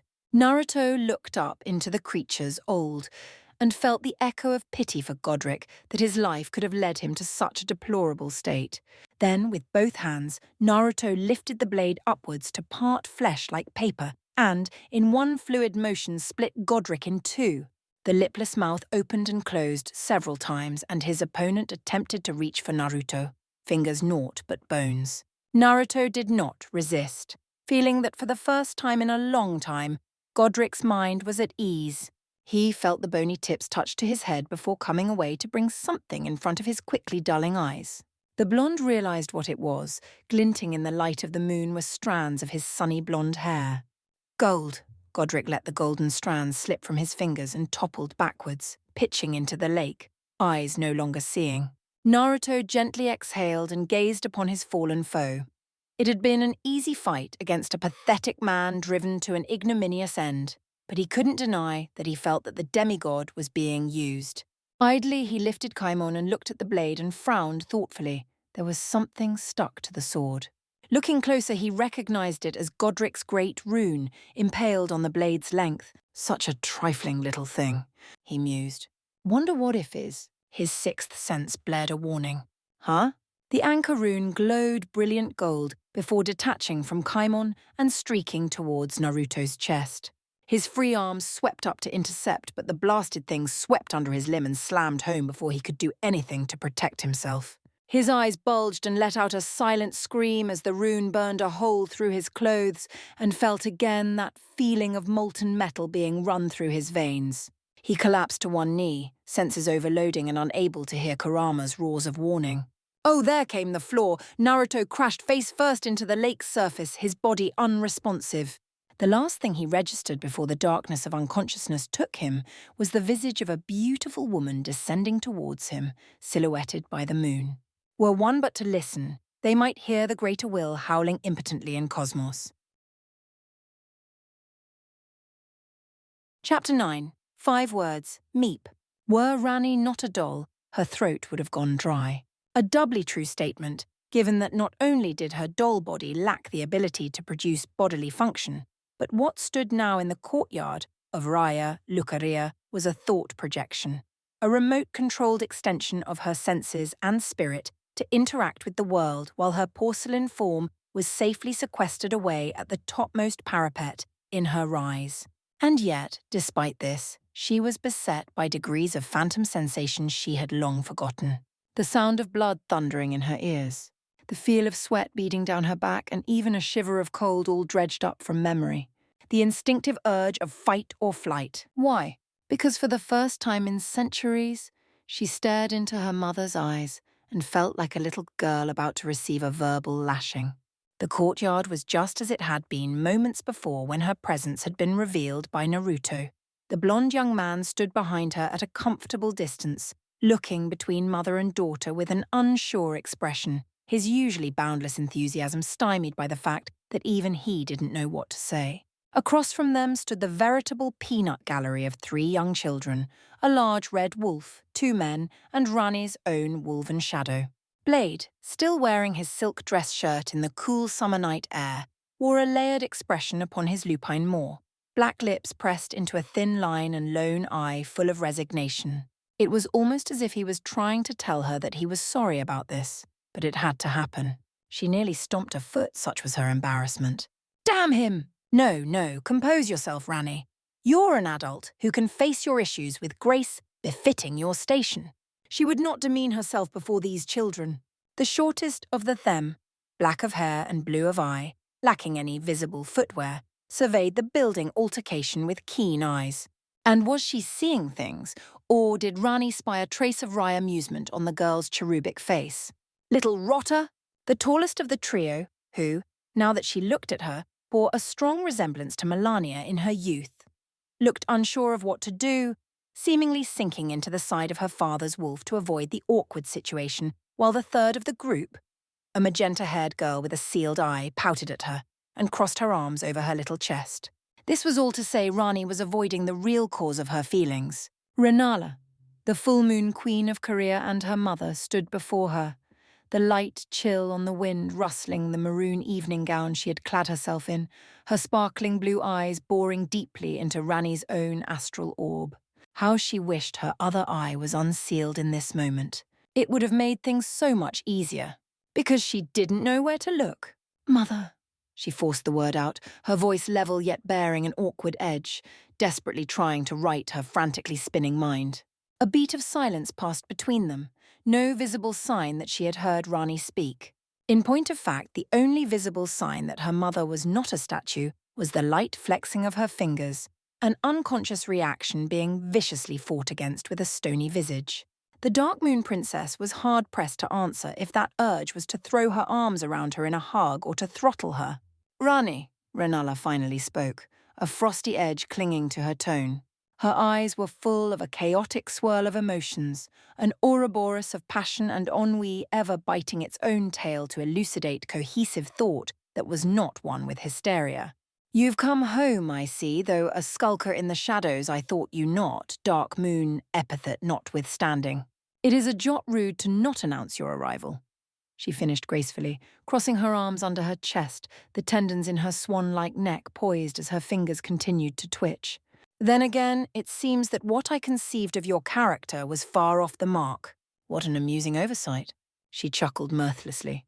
Rani shifted uncomfortably. She didn't like that sound. It was so cold coming from one from whom she had only ever known warmth. Inclining her head till the brim of her hat obscured her face, Rani apologized. "Forgive my lack of decorum, mother. I simply wish to ascertain the company you keep." "The company I keep?" Interesting turn of phrase from one I haven't seen in centuries. Rendler's laconic response sent a stab of existential pain through Rani's non-existent heart, gladdened that her hat obscured her face from being seen. While this was but an exchange of niceties, the truth of the matter was that the tension in the courtyard could be cut with a knife, and Rani was slowly losing her battle between putting up a strong front and turning tail to run for the hills. The wind rustled the grass beneath them as Rani met her mother's gaze once again, curiosity prompting her to act. "My survival does not seem to surprise you." Renala sharply exhaled from her nose, the ladylike equivalent of a snort of derision, turning half-profile in the direction of her shadow. Blade's survival is quite telling, and even in silence the guilt he radiates in my presence was enough to make me suspicious that my foolish daughter yet lived. In a manner of speaking. The last words were all but a hushed hiss through gritted teeth. "Mother," Renala's finger twitching grew more sporadic. Rani winced. She knew she must choose her words well here. Her mother's ire was slow to rise, but when it did boil over, very little could stop it. While she wanted to speak with her mother, it would be impossible should the fury of the full moon queen drive her to her own long-held baggage rearing its head. Steeling herself, Rani's astral projection turned away from her mother and strode towards Blade with purpose. "It's clear that my presence, for tonight at least, is not welcome a jot, so I think I shall simply take Blade and be on my way." The younger carrion words were cut off as a sharpened glintstone spike buried itself between her and Blade, a foot of the sparkling crystal poking from the virgin earth. Looking over her shoulder, she beheld the familiar sight of her mother's catalyst, held firmly in one hand, a trail of blue-white particles tracing through the air from its bejeweled tip. "I think not," Renala exclaimed, voice glacial. "Thou shalt not flee." "Not from me." "You cannot stop me, mother." Naruto finally took a step forwards, adding his voice to the back and forth. All right, how about we calm this all down?" "Renala, I know I don't know everything about what's going on here, but at least Naruto, love."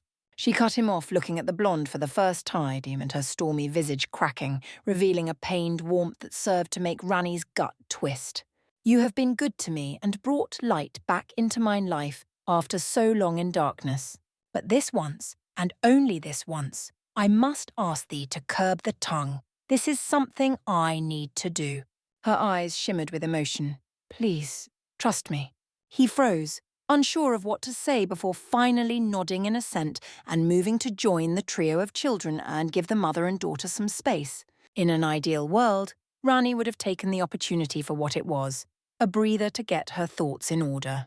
Sadly, something about her mother's words rankled inside her, and she spoke before she could stop herself. "You wouldst find fault with me when you besmirch father by having affections for this vagabonded buffoon?" She spat before her eye widened, two of her 4 hands flying to her mouth. Renala's pupils narrowed to slits, her narrow face splitting into a furious scowl. How dare you speak to me like that after everything that hath happened?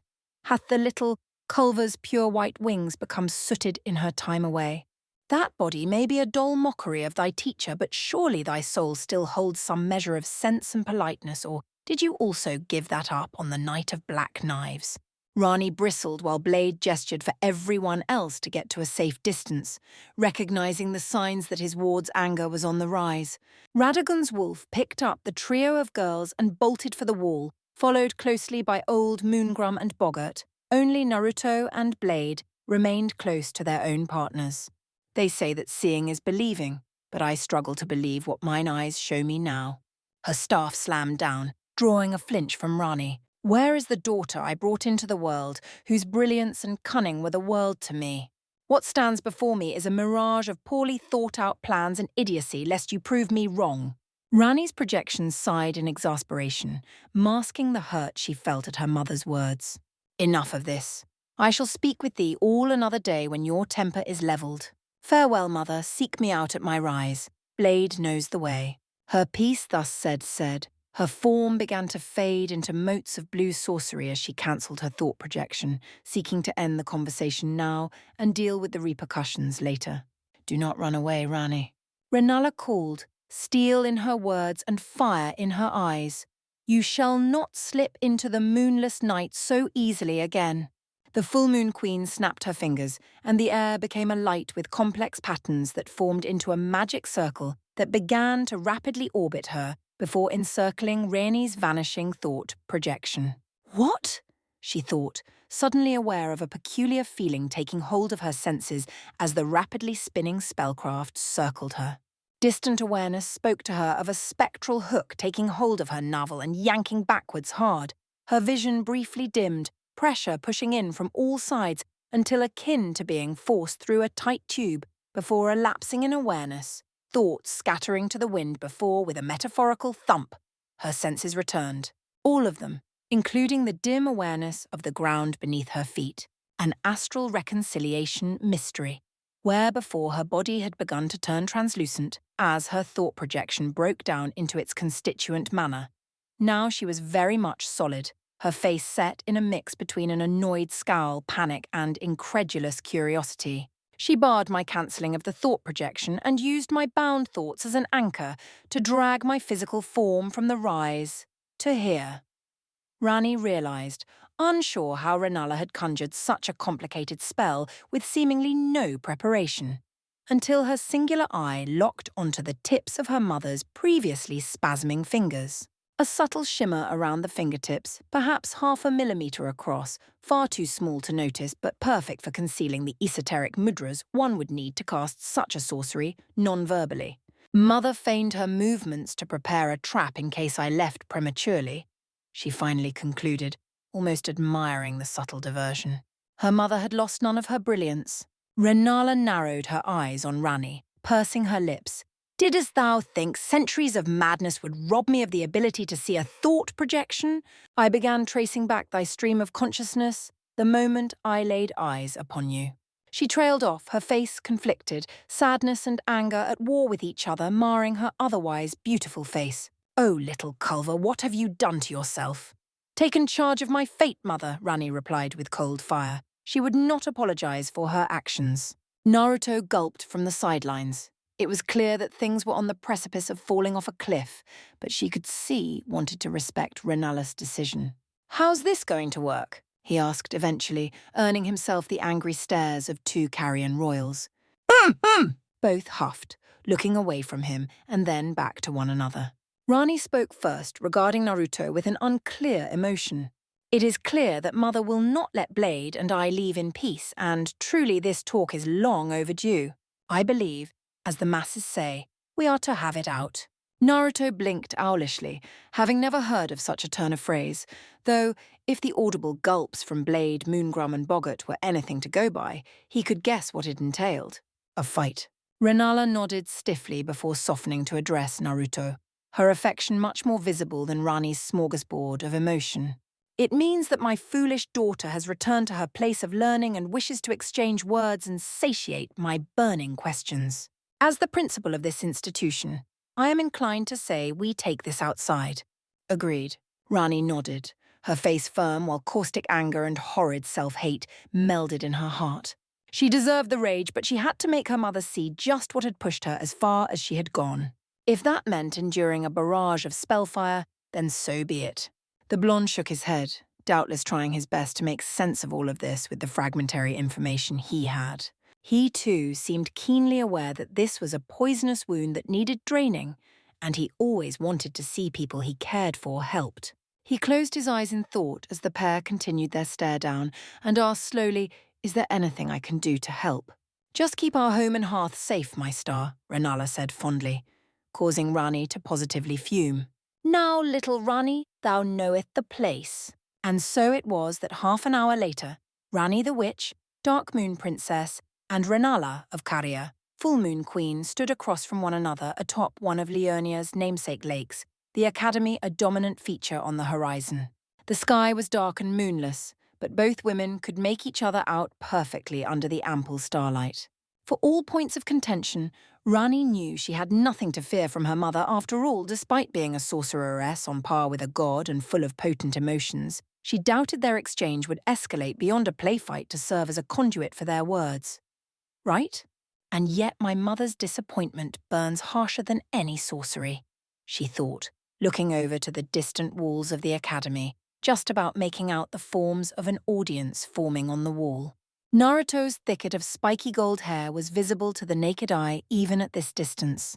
The porcelain-bodied witch watched Naruto form a cross-shaped hand seal and blinked when 6 identical clones of said Uzumaki popped into existence with puffs of smoke before bounding away from the original in different directions. A most curious sorcery, if indeed it was one at all. "What's that vagabond up to?" she wondered aloud. "That vagabond, as you put it, has a name. I would ask that you use it." Renala tapped the bladed tip of her catalyst to the water's surface. "He is special to me." Before Rani had the time to respond to that reminder, a rush of sound drew her attention back to the academy. "Sage Art 6 Gold Yang Formation," Naruto intoned, his voice booming out over the lakes. All at once, 6 thin pillars of gold light lanced into the air, streaking into the sky for nearly 1,000 feet before slitting at their apex. All 6 shafts were linked as one perfect hexagon. Before Rani's eye, she watched a tremendous golden hexagonal barrier take from around the academy, protecting it from any harm. Her antipathy for the blonde interloper aside, Rani could not help but marvel at such a large barrier that had been erected so quickly and in a style of sorcery she did not recognize. In fact, it didn't feel like magic at all. By the moon? What is he? Of topics to discuss, Naruto's curiosity is something we can get to, Renala retorted frostily. Rani squared her 2 sets of shoulders, mana begging to gather at her fingertips. "And where would you desire we start?" Renala's staff tapped down once more, and her form was enraptured by an aura of greenish-blue mana, a flame of magic that briefly obscured her appearance from Rani. When it cleared, she felt her non-existent blood run cold. In place of her burgundy evening dress, the statuesque queen donned a tight-fitting, though not restrictive, corset of navy blue leather outlined in red piping, over a crimson halter-topped tunic. Renala wore a pair of dark riding breeches tucked into low-heeled black riding boots bearing glintstone spurs. The entire ensemble was set off by a midnight blue hooded cloak that trailed just beneath the knee, its lining a sumptuous red. Her hair, once down in a braid, was now done up in a tightly bound bun that set off her pale skin and blue eyes. This was an attire that Rani knew well, for this was what her mother had worn long ago when first teaching her the macrocosm of arcane might and sorcery. Where else but the Knight of the Black Knives? And so began the battle. 0.0, 0.0. A rapidly assembled group of spectators had gathered on the high wall of the academy to observe the coming battle. They were soon treated to a spectacle that, had the learning institution been its heyday, would have been a case study. A masterclass in high-level sorcery wielded by 2 masters, each at the pinnacle of their particular craft. The lake's mirror-like surface reflected a hailstorm of spellfire that volleyed dozens of projectiles at the 2 figures who skated upon the water as if it were a great ice rink. Renala, identifiable by her dark clothes, swept her catalyst through the air with a trail of glintstone fractals following its path, forming out into a complex magical circle that levelled a steady rain of projectiles in the direction of her doll-bodied daughter. They varied in kind and purpose. Some physical projectiles were made of glintstone that took on an unrefined, boulder appearance, while others were spikes and flails. Moreover, A phalanx of 7 spectral blue-green swords revolved around Renala's head in a steady locus, shooting forwards towards Rani with blistering speed that rent the air as they passed. Rani readily reacted to the spellfire. Her white dress set aflutter as her 4 arms swept about her to weave counter-sorceries, her magical circles a darker shade of blue than her mother's. Shimmering barriers formed of sparking ethereal dust took form as flashes in the air, intercepting the rain of solid projectiles that shattered against their glassy hearts with sharp cracks. The air was filled with the haunting song of combat, morose and magical like long rusted evening bells being rung in opposition to one another after too long sitting mothballed. Naruto let out a low whistle, in appreciation of the spectacle, the sheathed length of his sword propped up on his lap, Sage's senses telling him more about what was going on than he could simply see through the golden yang barrier he had erected over the perimeter. He wasn't going to lie and say he understood sorcery, frankly in the sessions where he and Renala studied his great runes, even when she had gone to great lengths to explain the arcane implications to sorcery and what the last Uzumaki could achieve with them. He'd found his eyes growing foggy and lost in the sound of her voice. Or maybe it was just that he found Renala's interested face so incredibly cute that he'd much rather pay attention to that. Though right now his face remained marred by a concerned frown, because while he was more than willing to respect Renala's decision here, he could feel the coil of negative emotions roiling within her. The most prominent was sour anger, a melancholic rage born of long carved wounds being agitated, its unique scent telling him that the love that she felt for Rani made it both better and worse. Then there was twisted catharsis mixed with paradoxical longing, like the building desire one felt to rip a long, fouled thorn from a septic wound. Its caustic pus of grief making it all the more hazardous to remove without exciting more significant self-harm. And under all of it, an all too familiar feeling. His mood must have been worn on his sleeve because the aged voice of old Moongrum broke the silence.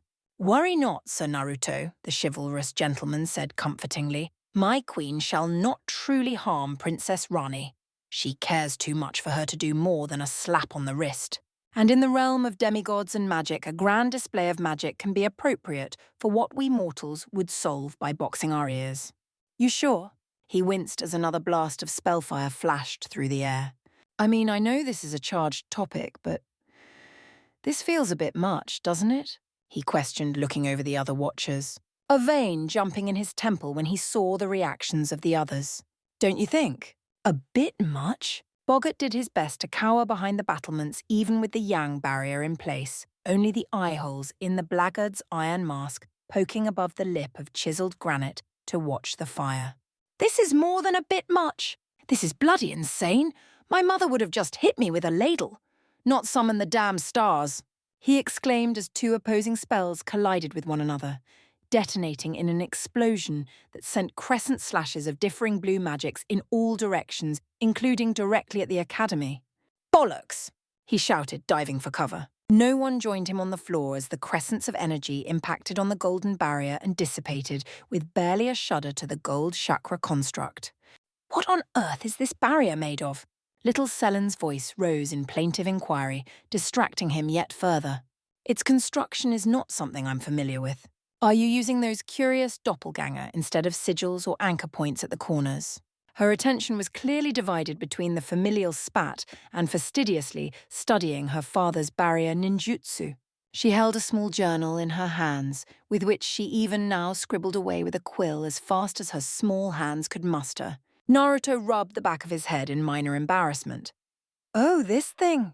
It's my attempt to recreate something an old enemy once used, though he was way taller. I may not understand much sorcery, but I won't sit on my rear, not expanding my arsenal to keep you all safe." A dusting of pink crossed Selen and Millicent's cheeks, while Melina puffed up her little chest in pride. Blade nodded slowly. "Aye, friend, you've done what the Queen asked you to do and then some. And I appreciate not being on the receiving end of all that ruckus." Renala launched a concentrated beam of magic at Rani, to which the smaller woman glided away from, briefly turning invisible. Though heed Moongrum's words, they shan't hurt one another physically. Their feelings, however, I pity that pride and providence ill coincide in such a venture. "You're okay with this?" Lupine eye narrowing, Bliard gave Naruto a sideways look. I most certainly am not. What guardian would be happy knowing their charge is about to face damage, emotional and intangible as it is? Naruto quirked an eyebrow and replied quietly, "So why aren't you running into the middle of it to pull her out?" She made it clear she wanted you to leave with her. The hardness in Blade's eye faded, replaced again by that resigned look as their faces were all lit but a distant geyser of dark blue magic. No? Naruto's ears perked up, hand tightening around the sheath of Kaimon involuntarily. "What was that?" he asked the wolfman. Blade shifted in place, his muzzle pulling back in query. "I didn't say a thing," he said, causing a trill of discontent to run up Naruto's spine. He was sure he'd heard Blade whisper something. But, I suppose in a way, this is something that could only ever be postponed, never avoided entirely. By hook or crook, Rani's actions have left their wounds on Renalla's heart and mind. In doing so, hurting her mother also hurt Rani. They need to air their grievances, and doing so with the battle is cathartic, Selen chortled with a smirk, earning her a light cuff around the head from Naruto. "Ow!" she glowered up at him. "What was that for? I was just being honest." Naruto took a deep breath, reviewing this all. "I still think it's a bit too much. Have you truly never had a dispute that could only be resolved with words and violence as one?" Blade asked sincerely, crossing his arms over his chest.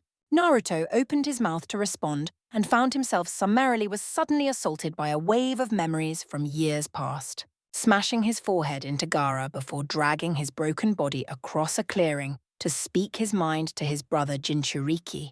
His first battle with Sasuke, sinking his fist into his father's stomach for the injustice of being made a weapon, slicing Obito along his side as they debated the worth of a dream. The entire day that he and Sasuke beat one another half to death, all to prove once and for all whose ideology would stand. His mouth snapped shut, telling Blade all he needed, and then some Kurama offered a low chortle. "He has you there. Not that foreign a concept then, eh, friend?" He chuckled lowly. "Though best keep an eye just in case. Who knows what Supreme Sorceress will unintentionally do when their blood is up?"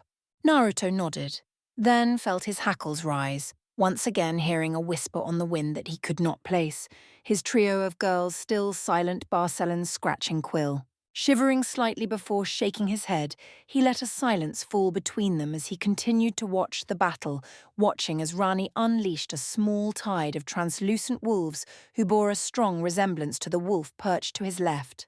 The dogs thundered forwards, churning up the waters as they bonded, the flaming swords clamped in their maws, slashing towards his girlfriend in a squall of non-existent steel. Renala held her catalyst out before her, before tapping her wrist against it, causing it to spin in front of her with a growing corona of royal blue light. When the pack was only a few meters away from her, she grabbed the spinning gem-tipped staff, and the blue light was instantaneously drawn into the phalanx of spectral swords above her before, at once, they let fly as greased lightning surging into the pack. A dozen wolves were pierced at once, but many more continued to run at her, having been missed by the swords. Suddenly, the swords embedded in the lake all radiated thick threads of that same royal blue magical light that struck out at the remaining walls. It crisscrossed between like a masterfully spun spiderweb, the sorcery strands seeking out each and every remaining wolf and tagging them in a fraction of a moment, arresting their momentum and undoing whatever sorcery had held them together. As the wolves faded away without so much as touching the carrion queen, they let out a single haunting howl as one, a death knell for those that never truly lived, and one that Radagon's red wolf answered with his own. "Radagon, Blade, can I ask you something?" "You just did, but I'll do my best to answer if it's something I can," the half-wolf answered with a thin veneer of mirth at Naruto's annoyed expression. "What's on your mind, friend?" "I've done my best to avoid touchy subjects when talking to Renala, partly because she was in a bad place," said Word echoed a startled yelp from Rani as her mother's spell nearly caught her, "but also because I had hoped she would tell me by herself, eventually." He trailed off, providing pretense for his question, "But I'm tired of working with fragments of information, because I don't want this," he gestured to the battle, "to happen again if I can help it. So I guess what I'm trying to ask is, what happened with Renala and Rani? What led to a reunion like this being tainted with anger and hate? It was a loaded question, and one that Blade was clearly uneasy to answer. Even old Moongrum, usually composed, so unflappable, looked downright ashamed for some reason. Perhaps he, too, had wanted to tell him, but not wanting to taint his and Renalis' relationship with cursed wisdom, for he who increaseth knowledge increaseth sorrow. That's a complicated question with an answer you might not want to hear, Blade said with a sullen grimace, fixing Naruto with an affirmative look. Are you sure you want to know? Naruto met the wolfman's one-eyed stare, feeling the depth in that loyal orb, and nodded once. Ignorance is bliss, but when has that ever stopped me from sticking my nose into others' business? Bliard let his shoulders slump before taking a deep breath, more for confidence than the length of the story he was about to tell. Something told him he wasn't going to like it. He was right. All right then. Well, it began, as they say to children, a long time ago in a land far from here. Naruto listened to Bladed explain long and hard then about how long ago Queen Marika the Eternal, the goddess chosen by the greater will to take the Elden Ring, had set out to bring the many desperate kingdoms, baronies, dukedoms, and other fiefs into a single theocratic kingdom beneath the Golden Order. And at the head of her seemingly endless armies was the strongest warrior, the wisest general, and the greatest tool at her disposal. Radagon, Queen Marika's brother's self. Under him, the soldiers of the Eternal were a great millstone, crushing flat the opposition of any who would rise to face her on the continent, from the lowest peasant to the dragon lords of old. And yet, for all the war, all the bloody battles, the bending of reality itself at the behest of an actual divine figure, Radagon of the Golden Order made one mistake. He led his armies into Liurnia and made war with its stewards, the sorcerers of the Carian lineage, and their greatest monarch, Queen Renala of the Full Moon, the greatest sorceress the lands between had ever known. When the armies of Korea and Lyondal had made war, for the first time in ages, the gilded footmen and penitent knights were stopped in their tracks by spellfire and glintstone. Renala and her banners retook and paid back in blood 100-fold for every inch of land that the capital's forces took. For the first time since his sister's self, Radagon found himself stalemated by another, a witch who shone with the infinite mystery of the moon and fathomless shine of the stars. They were a match. Radagon's divinely gifted miracles would trade with Renala's masterful sorceries, his strength matched by her summons. For as much light as the Erd tree could muster, the moon would reflect it back with cool beauty and brutal ferocity. As the hammer of the Erd tree fell upon Liurnia, the glintstone dagger of the moon would rise to slip between the ribs of a stronger enemy. And yet, for all that anger, violence, and talk of manifesting destiny, Radagon and Renala had grown a respect for one another and, later, love. And it was love to succeed where force had failed, an armistice and marriage bringing an end to an age of violence. It wasn't long before the pair had given birth to their first son, General Radahn, a demigod of terrifying power perhaps on par with Godfrey the Golden, and from that, the families grew closer, Blade explained, now with a rapt audience. Radagon would give Renala 2 more children, Rani and finally, Ricard. Naruto found his eyes trailing out to the battle, raging between mother and daughter, watching the wondrous genius of magical warfare and beauty on the battlefield. Naruto found himself pensively smiling. Radagon, I might not know you, but I can understand. Huh! A rueful smile tugged at the corner of his mouth. Seeing such wonder every day for years on end, I'd fall in love as well, just as I already have. There it was, a singular, sincere, internal declaration, one not even noticed by the one who had thought it but true, full of fire that was small but would burn the very cosmos to its core to be known. Naruto Uzumaki had fallen for Renala of the Full Moon. And he wished to learn all he could to make sure he could continue to see this wonderful creature hewn from rays of moonlight and bands of stellar brilliance smile genuinely again. But Blade wasn't finished. Things were good then, simple, without the mess of politics and prophecy. The golden lineage and Korea's demigods grew closer. Radahn grew to be a powerful sorcerer and general of armies, respected him as a bastion of strength, wisdom, power, loyalty, and above all, kindness. The half-wolf huffed, a rare commodity in leaders, especially those blessed to be strong. He sounds like a good man, Naruto said wistfully, feeling a note of shamed sadness from Blade. He was, the Wolven assented before shaking his head. Rykard was also honoured for his tact and proficiency at statecraft. He was named the Praetor of Mount Gelmire.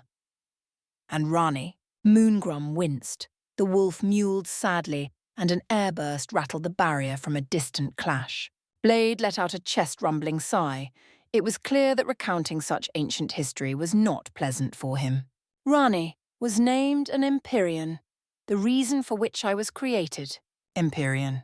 He'd heard the word said before in passing, but had never delved into its meaning, though this time it was Selen who had chosen to take up the mantle of explanation. An Empyrean, the raven-haired girl began, not looking up from her notebook as she shifted her weight between her feet, is a title given to those demigods born with the capability of ascending to true godhood. Though to the Golden Order, it has a different additional meaning. Those selected by the Fingers, and thus the greater will, to one day succeed and replace Marika as the eternal deity of the lands between. A future pre-planned is no future at all, came a whisper from all directions. Naruto tensed, feeling disquieted. Kurama, did you hear that? Hear what? The mightiest Biju gruffly rebutted. Bah! Melina exclaimed, raising her pudgy fists above her head in challenge. If those Fingers made Mama unhappy, I'll just have to beat 'em up. Papa will hold 'em down while I kick 'em. Laughter broke through the grim pool, if only briefly. Aye, lass, that is something I'd love to see. Blade grunted in amusement before pushing on. After that announcement, Queen Marika's approach to her family shifted, and in an attempt to keep a closer eye and hold on her progeny and potential successors, the Carrion demigods were summoned to live in the capital. Blade looked up into the moonless sky and the fog of memory. Everything started to fall apart when Marika banished Godfrey. As Blade continued, no one noticed Selen begin to slip away from the rest of the group and quickly retreat into the bowels of the academy. All save for a certain rotted redhead who followed her pseudo-sister, intrigued as to what could draw her away. 0.0. Wicked child! I did what I had to do, Mother. Rani called, snapping her fingers to erect a barrier that took the brunt of one of Renala's wide beams. Thou must understand that I knoweth the path that would have been laid out before me, and I found it foul. Her eye widened when she saw it to be a feint. Extending two of her other arms, she erected a pair of glintstone walls to either side of her to intercept metallic stakes that her mother had called up from the submerged lake bed. I know, fool of a daughter, you know nothing. Renala leapt into the air and hung there, floating gracefully before manifesting a boulder-sized moon that she sent careening down at Rani. Of what I felt, of how the kingdom mourned and the world came undone, how my heart bled, how it still bleeds for the shattered state thou left the world in. Rani realized the danger of the moon and quickly acted, skating backwards along the water's surface while extending a hand. She fired a condensed stream of dark blue energy that met the celestial body as it fell, detonating it prematurely. The attack exploded in a tumultuous cacophony of sound, the condensed magical power boiling outwards like a pierced balloon. She was sent rushing backwards over the water, a terrific gale ruffling her hat as she was propelled back by a wall of air pressure and the concussive magic she had released. And what do you know, mother of mine? She righted herself with a snarl, pride smarting. That day I did what I must to escape my fate. I will not be bound to that thing, nor shall I ever. All of a sudden, Rani's intuition screamed at her to move. That danger swept upon her with silent wings. Faster than she could comprehend, the warning did she act upon it, throwing up all four of her hands and arranging them in a diamond pattern, their segmented fingers forming the frame for a magical sigil from which emerged a dark blue, seven-layered barrier. Not a moment too soon, as Renala came blitzing through the cloud of smoke left over from the prior attack directly at Rani, the bladed length of her catalyst extended in a thrust. Slamming into the hastily erected barrier with monstrous force, Rani's eyes widened as the first four layers shattered on contact, the blade piercing the fifth layer before being stopped by the sixth. Renala glowered at her, eyes alight with caustic fury, teeth bared like some maddened dog. Was that why you cast the world into chaos? Your deeds, what befell your brothers, all that stemmed from your actions, she exclaimed forcefully. Anger prickled behind Rani's eye, aimed at who she did not know yet, but it was the impetus to act.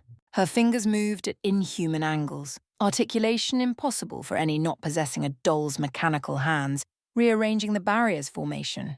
"Do not judge me," she roared, sending the edges of the barrier backwards to loop around Renala and contain her in a bubble of power, before blasting it away from her with a sudden stream of light. The orb containing her mother skipped backwards across the lake like a stone, smashing through the remains of a long, submerged bridge before the queen finally popped the prismatic prism with a torrent of magic.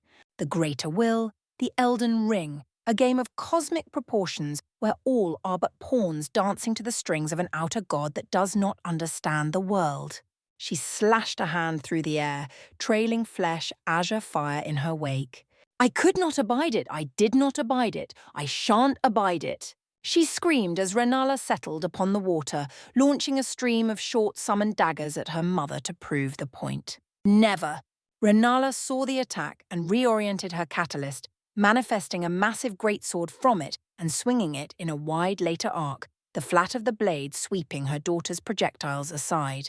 She still glowered at Rani, though a modicum of approval marked her face, marginally pleased that Rani was finally backing her words up with action. A wave of the catalyst and a trio of green-blue orbs swirled into being before vanishing and reappearing, dispersed in the air around the battlefield. "And yet you chose a foolish, ignorant, and inane path to do so." Renala bridled, her teeth grinding against one another. Each of the orbs began to divide into smaller orbs linked by chains of blue lightning until the entire sky was alight with a spider's web of electrical discharges. You died!" the queen said, grief overflowing from her words. Rani flinched as if physically struck, but dare not stay still for long, preoccupied with dodging the discharges of lightning that she danced between, some landing so close that they scorched her white dress. Lightning would be sent her way from whatever orbs were closest to her, but they had divided so many times that each time she evaded, she put herself in the path of another. "My flesh was tainted," she spat back. "Its ties to that thing hewn into every sinew, a pre-planned fate written in blood. The only way I could escape it was to be rid of my Empyrean flesh." "And was that thy only option? Why did thou not cometh to me?" Renala wailed, swatting aside a curse of stillness that Rani had planted at her feet. "I would never turn you away. Never allow the Greater Will, the Fingers, or anyone else to condemn you to a fate you did not want." Rani looked down, unconsciously redirecting a bolt of lightning at her mother. "Because you weren't there, mother. You weren't there! Not by my will!" Renala roared in response, absorbing the lightning bolt into the gemmed tip of her staff. "Do you think I sat idly by when I was banished from the capital? That I did not care for my children when you were forced to live alongside a woman who tossed her own children into the sewers on the whim of a religion that I fought tooth and nail for years?" Rani blinked phantom tears from her eye. No, control yourself. She had done the only option she could have to rid herself of her burden. Yet her mother's words had served to hook onto old memories, grievances from long ago. "Liar!" she bleated in anger, summoning a colossal globe of fire that she sent flying at Renala, boiling the surface of the water as it passed.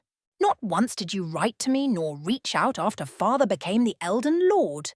"Liar!" The raven-haired queen's eyes widened in near hysteria. "I am the liar! How many layers of misinformation and fudged memories are thy wrapped in? Not a jot of truth in thy words. I never stopped sending you messages. I wrote to you every day, yet my messengers were barred from the capital."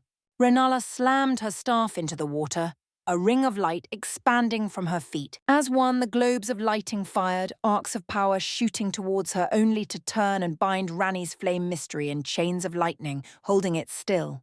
"I am many things, Rani, but a liar I am not. This is what I am."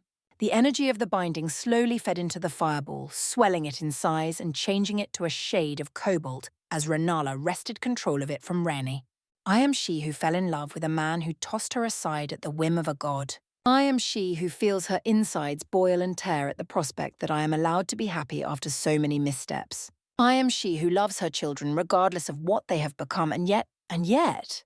Renala stood tall, tears streaming down her cheeks. "I am broken, but never a liar. Agony, pain, love, hate, desire, all filled her face, and Rani's own was a mirror as the queen sent the Colossus Cobalt conflagration fly.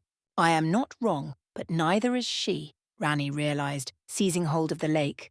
The waters rose up in a tidal wave to meet the firestorm in a rush of steam, but to her astonishment, the fire only seemed to grow stronger the more water she exhumed to douse it. The fire was so hot it was vaporizing the water before stripping the hydrogen, oxygen, and magic to feed the fire. Thinking fast as the fire bore down on her, Rani summoned a dome of water around her before transmuting it to glintstone, the solid barrier weathering the tide of flame as it landed before detonating a tower of cobalt-coloured flame that could be seen for miles around. Steam covered the lake's surface in a thick fog, obscuring both Rani and Renala from sight for nearly a minute. But they were no longer the only ones on the lake's surface when it eventually abated. Come, ye oath-sworn knights of Carrier, come, ye fallen friends who opposed the Erd Tree, rise as I give thee a moment's joy in battle. Renala intoned as the fog pulled away. Arise, ye star-sworn, ye who hath followed the path of the dark moon who yet waits to see an age beyond this, Rani answered, her voice thick with pain. Arrayed on either side of the lake were hundreds of translucent figures, one side faint white, while the other was somewhat solid. Memories given form. Behind Renala stood her oath-sworn dragon. Before it, a vanguard legion of 100 knights of Carrier, armed with swords, bows, spears, and catalysts, their intangible armours marked with battle scars of a battle near a millennium old. Facing them down was another retinue, hundreds of figures, be they man, beast, or even cryptids, the likes of which had long since been thought dead. Those who had given their lives to Rani the Witch since the shattering, memories of the dead who yet lived and the living, long dead. At some unsaid signal, the two forces advanced, footmen and men-at-arms swarming forwards under a suppressing loan of arrows and spellfire. They crashed headlong into warriors from the meanest beggar to sorcerers of great repute, geysers of spectral blood filling the air with shards of moonlight. And amidst it all, mother and daughter met spell for a spell, yelling obscenities and niceties simultaneously. And for all her bluster and self-assuredness, Rani could not keep herself from comprehension, nor the bitter bite of understanding that came with it. She had caused this. Her actions had caused the world to fall to chaos, and her inaction had let her mother fall to madness when all she had ever wanted to do was help. This, it was, all her fault. 0.00.0, everything was shaking. A shudder of masonry caused a light stream of dust to fall in front of Millicent, the greyish particulates appearing blue by the cobalt light of glintstone lamps hanging from sconces along the wall. It would seem that even with Naruto's barrier in place, the battle outside was fierce enough to be felt even this deep in the academy. The little redhead's gold eyes did their best to adjust to the gloom, navigating the half-light more by sound than sight. It felt as if, at some point in the fog of her scattered memories, perhaps she had once been used to moving without sight.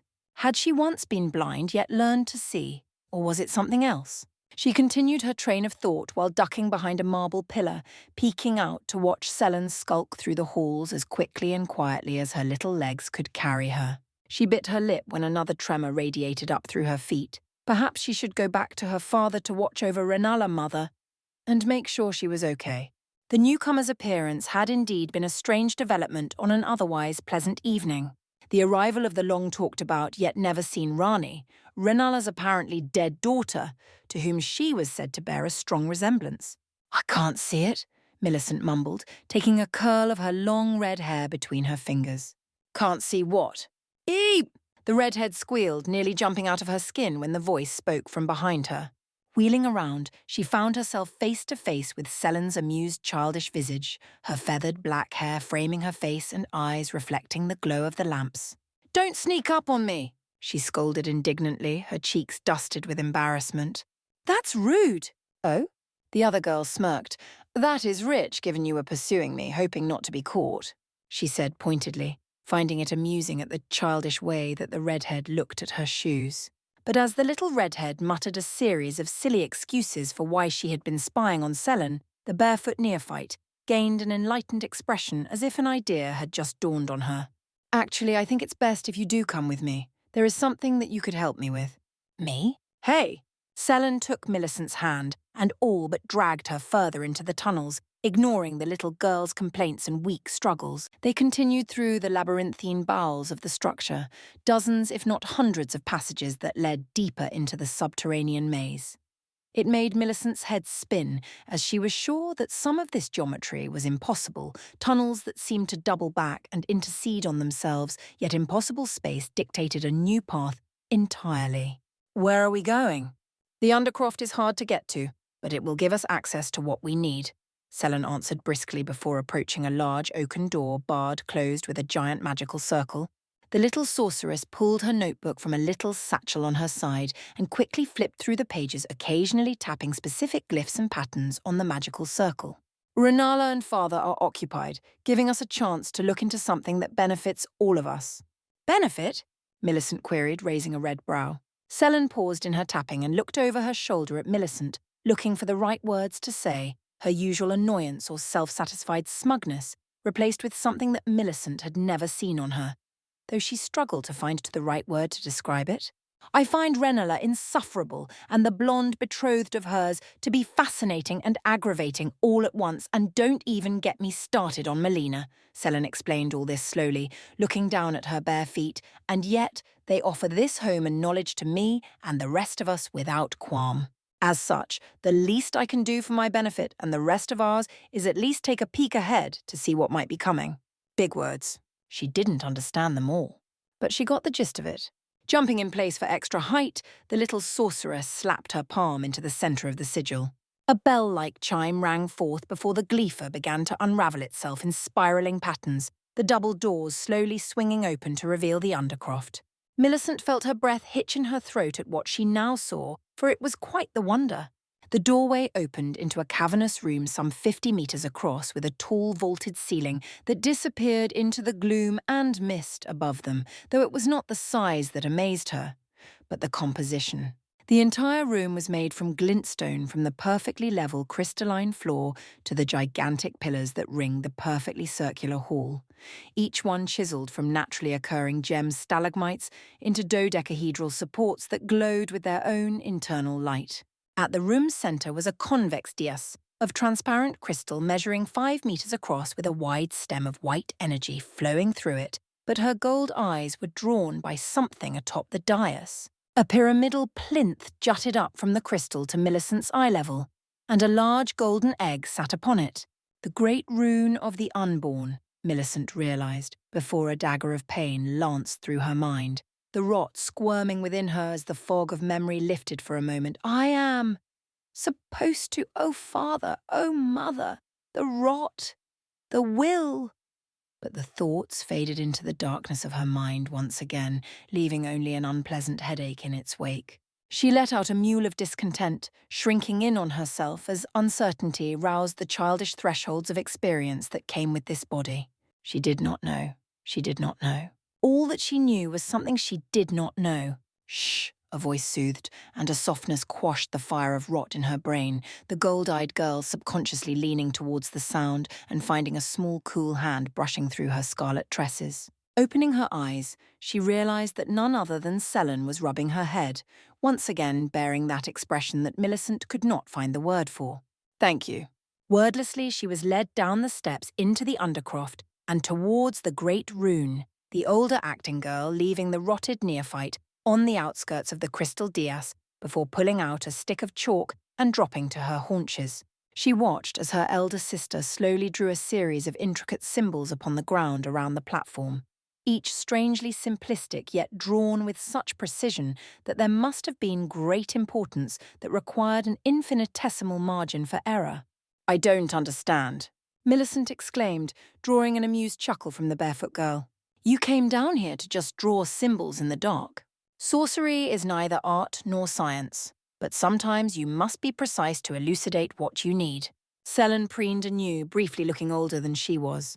After my last brush with the great rune, Renala hid it in a place more difficult to find, although I've spent the last few weeks trying to work out just where, and the battle gave me a chance to find it. Are you going to use it?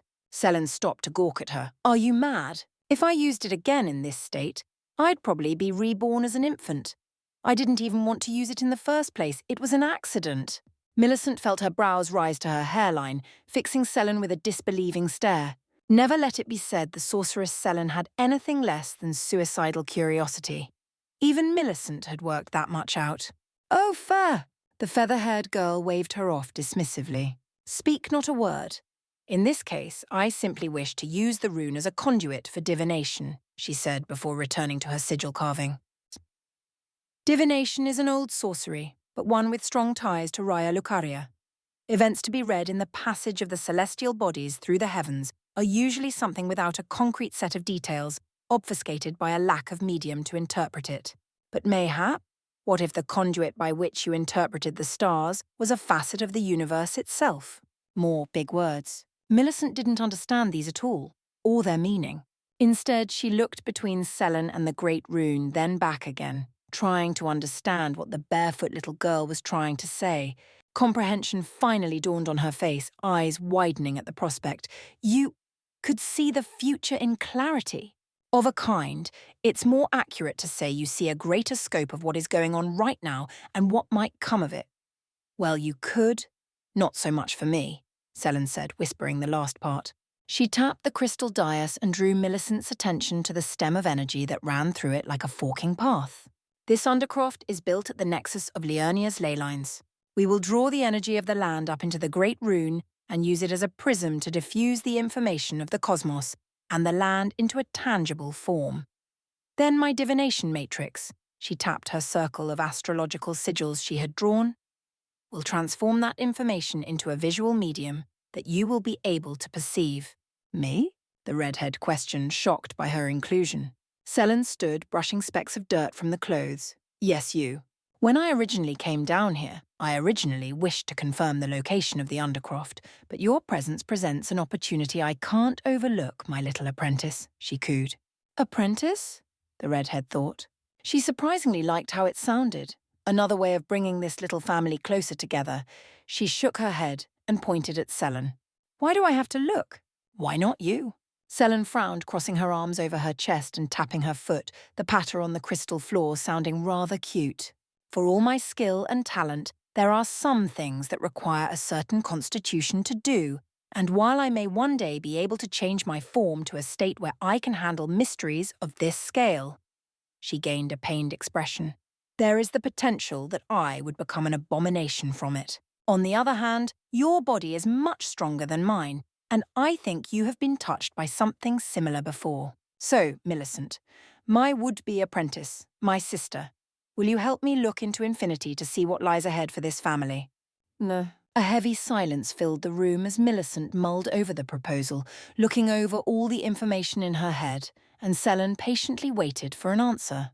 On the one hand, she should say no, simply return to the surface and go tell her father about this. The worst that could come of that was Selene getting a bump on the head from Naruto and Renala's parental wrath. On the other, okay, but you have to promise me this. Millicent fixed Selene with an intense stare, her gold eyes seeming to glow in their sockets. Whatever we learn can't hurt our family. Selene was about to make a sarcastic remark, but was brought up short when her sister's stare persisted with unnerving intensity, a bead of cold sweat running down her temple. Eventually she gave non-verbal assent, and the redhead nodded in return. Millicent readied herself as Selene began to speak a hushed incantation, a swirl of magic emerging from between her parted palms that was slowly drawn into the crystal and down into the ley lines. The stream of Selene's magic into the earthen stream of power continued for half a minute with no apparent change. Then it happened. An additional fork from the ley line began to detach from the nexus and slowly be drawn upwards through the convex dais and into the plinth where the great rune sat. It ascended slowly, flowing through the plinth in meandering arcs and swaying paths. It was an ethereal set of veins and capillaries that beat with the roar of the earth, a rush of sound permeating the undercroft as it drew closer to the egg-shaped rune. At last, the magic of the ley line touched the great rune. The reaction was instantaneous. A globe of translucent golden light began to expand from the rune, pushing out towards the two girls who stood on two opposite sides of the dais. Fire prickled at the back of Millicent's eyes, and the rot within her bucked against its chains, a wordless howl filling her ears, demanding she grab the rune and make it hers. Unbidden, one hand rose, tiny fingers reaching out to touch the golden sphere. "No, do not touch," Selen barked, positively amusing in her squeaky childlike voice. "Merely look!" Flexing her fingers, she redirected her magic to the sigils on the floor that began to light up one by one in sequence. From each arose a band of light that rose to encircle the golden orb and contain it, halting its advance and letting its internal gold light grow thicker. "There, the totality is contained. Now simply wait for the divination to begin." Across the blue corona of the containment field began to form a series of circling objects of varying shapes and sizes, each bearing its unique symbol, a total representation of the movement of the heavenly bodies rendered in 3 dimensions. Millicent found it hideously complicated, but she did as she had been asked, kept her eyes squarely locked on the center of the orb that grew denser. Selen began to intone an aria, her voice aflutter with excitement. In the beginning, all matter and energy was as one, a singular point in space and time. From that moment came all. From that time, the cosmos unravels into the present, and from the present, we observe all that is and all that might be. These are the teachings of the stars, the moon that gently breathes the cosmos light upon the stargazers who walk in the intersection between this day and the next. Eyes narrowing, the child of Rot noticed a change within the sphere. A darkness within its heart that bubbled up like ink through water, becoming a solid kernel of black matter in the heart of the globe. Light seemed to bend and refract around it, a singularity from which no event could be observed. But observe she did, and no matter how hard Millicent tried to pull her eyes away from the object, she could not. "Pwah!" she gasped, a blaze of pain in her brain forcing her to take a step backwards. What is this?"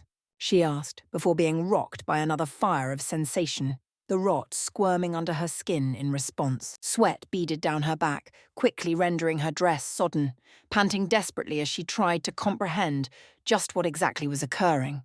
It began as a whisper, an infrasound perceived yet not honestly heard, evolving into a burble of sound like 100,000 voices speaking at once. The sound thundered against her, threatening to swallow her up, even when she covered her ears. "It's too loud." "Focus, tune out the chaff," Selen instructed, concern bleeding into her otherwise affirmative tone. Taking deep breaths to steady herself, Millicent attempted to focus on the light-bending object at the heart of the divination orb, and with time the sound slowly bled away to nothing more than a rush of white noise. But no sooner had the last voice faded did images slowly begin to swirl to life in her mind's eye, raw concepts of information bombarding her mind. I can see," Selen gasped, pulling her journal and quill to her hands while using her feet to keep the divinations stable. "What do you see?"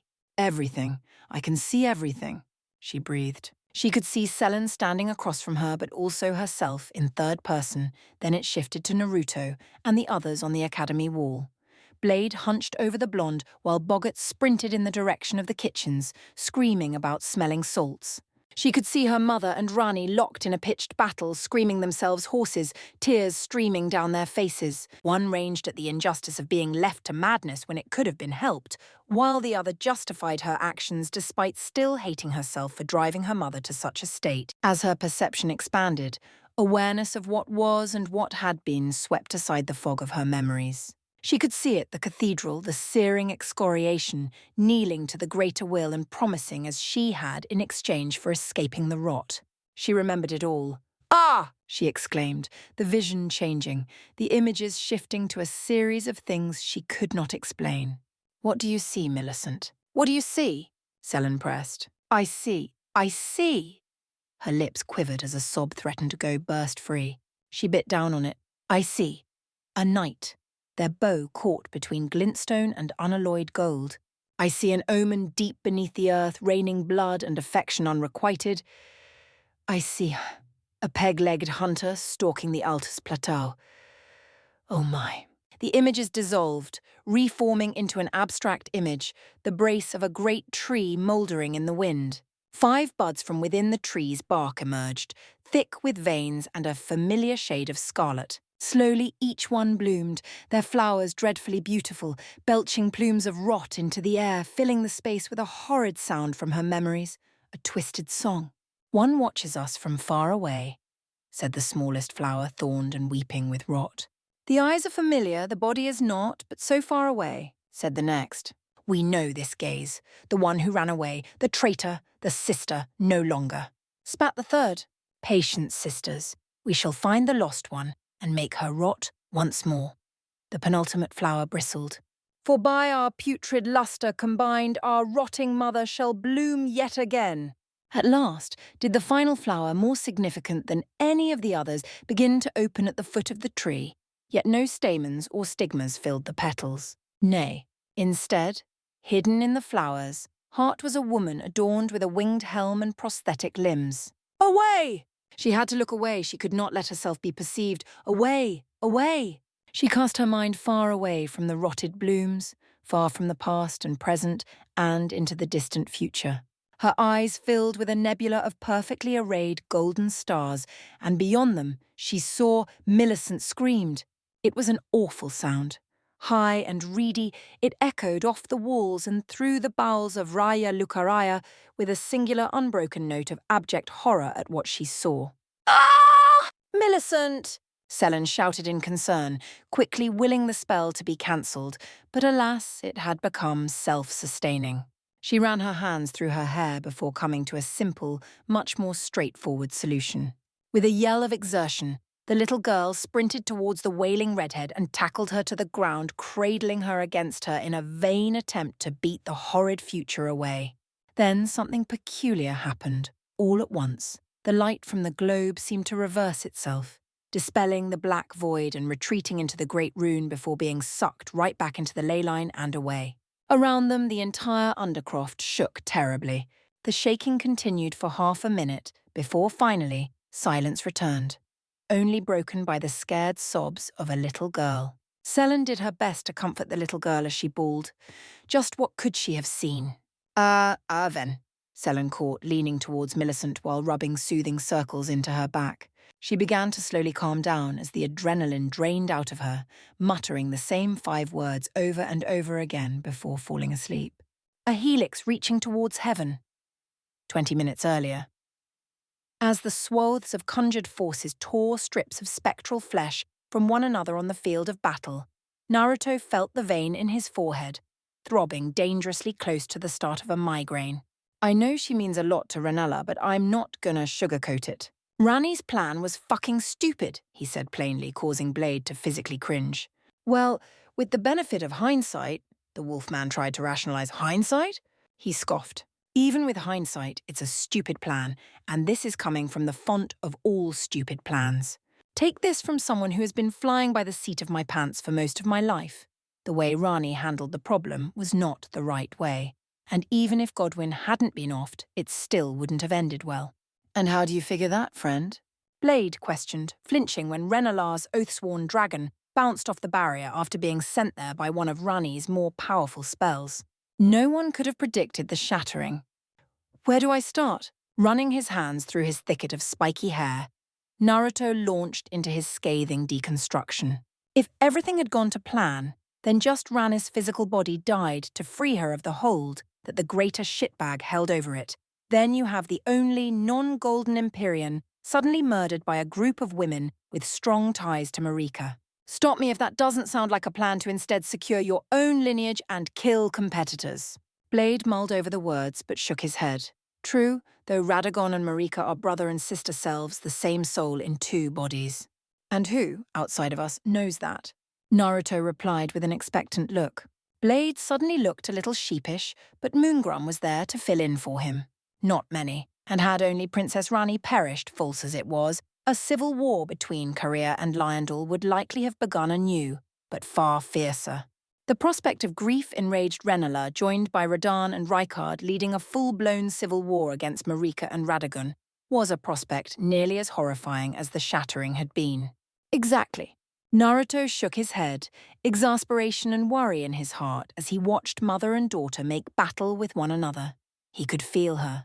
He could feel both of them. Their anger, their pain. It was a fire that burned him. And still, he could not help but call this a tragedy. Accidents, mistakes, and unforeseen consequences all had come together to make both parties suffer. Indeed, a tragic twist of fate. There it was again. Who the hell is speaking? Naruto internally bleated. Kurama raised the mental equivalent of an eyebrow. I didn't hear a damn thing. Shouldn't you be focusing on your girlfriend and soon-to-be stepdaughter rather than phantom voices? With me, you'd think you would be used to voices in your head by now. His surly observation hardly helped Naruto's mood. At his wit's end, expanded his senses but could find nothing particularly out of place save for the feeling of Selen and Millicent under the academy. And they couldn't get up to too much trouble, could they? Twitching fingers unconsciously closed around the hilt of Kaimon, still crossed over his lap. Blade noticed the twitch and regarded the Odachi idly, seeking to change the subject. Funny-looking blade you got there, friend? Not the first blade like it I've seen.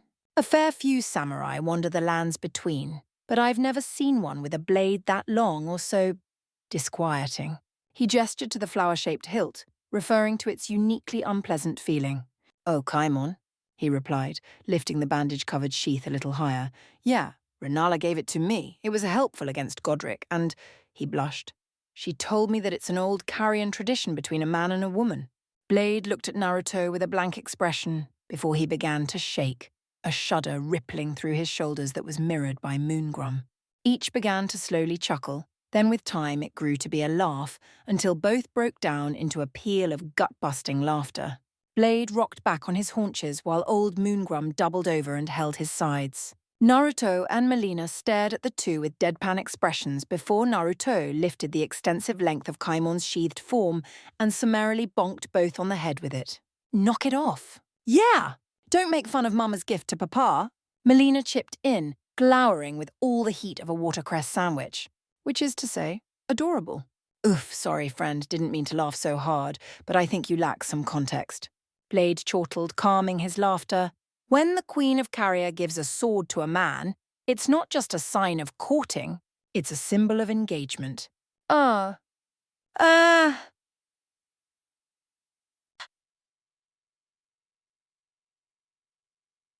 The dud. Well, damn, Naruto said glibly, genuinely surprised. Boggart snickered and pointed out at the raging battle. Oh, you bastard, you've got that to look forward to on your wedding night. I hope you can regrow blasted-off limbs. Papa and Mama are getting married? Melina squealed, setting off another peal of laughs amongst the men and Wolf. But they turned solemn when another explosion from the battle rocked the barrier. Naruto's ears perked up, the whispers on the wind getting stronger now.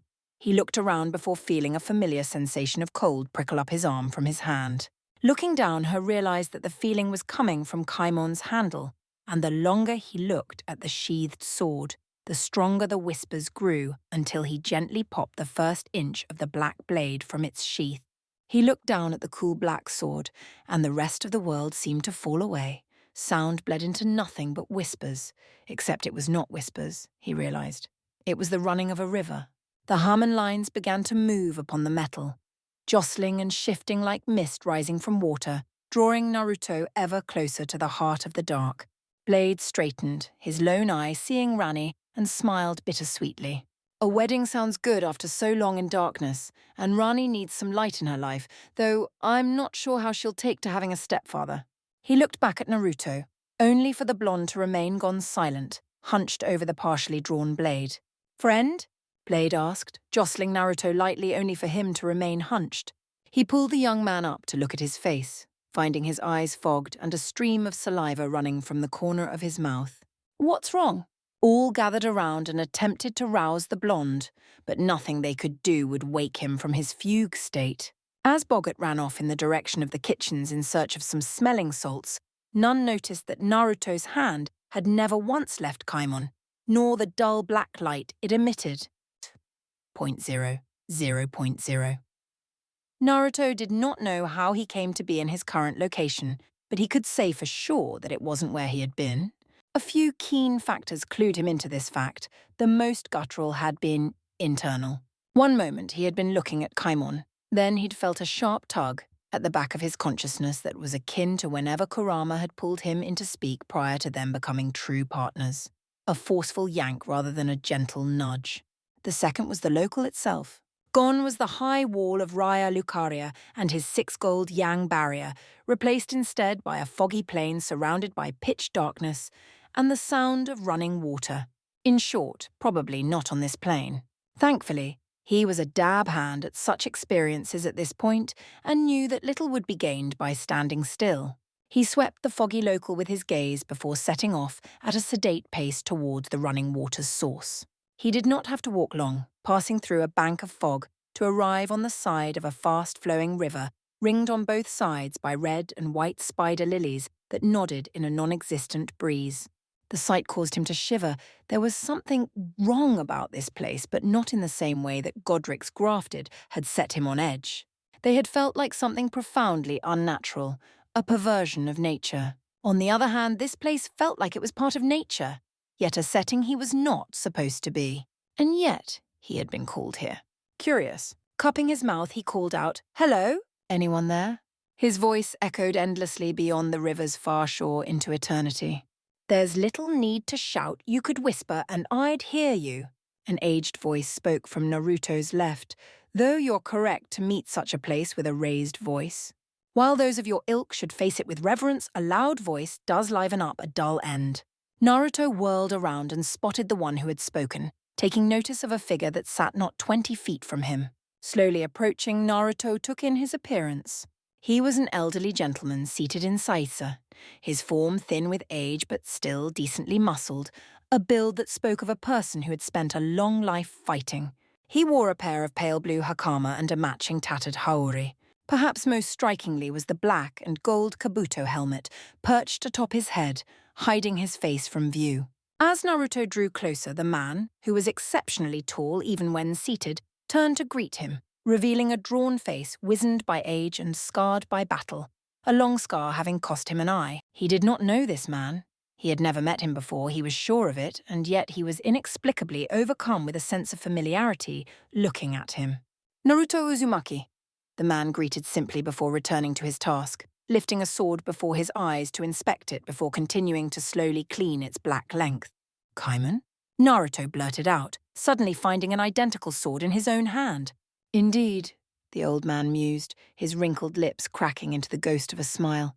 "I believe that is still the name of the blade you carry, lest you choose a new one for it, though Kaimon is both fitting and elegant."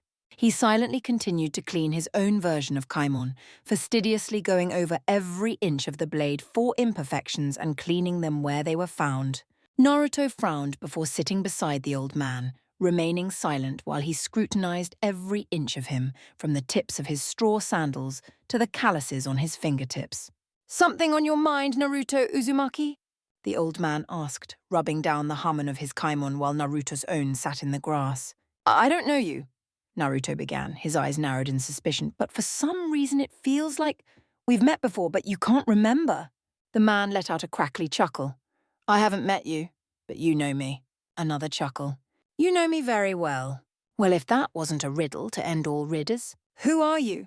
he finally asked. His words brought an end to the old man's endless cleaning.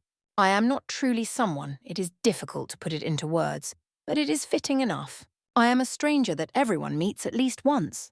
The stranger sheathing his Kaimon and laid it in front of him next to Naruto's own. As for my presence, I was roused by the sensation of that transient spirit inhabiting the body of a doll, one who has crossed the river yet returned from the other side. Things began to click together in Naruto's head, pieces falling into place as he slowly began to work out what was going on. "You're Kaimon, aren't you? You're the one who's been trying to speak to me." The stranger hummed in thought, cocking his head to the side.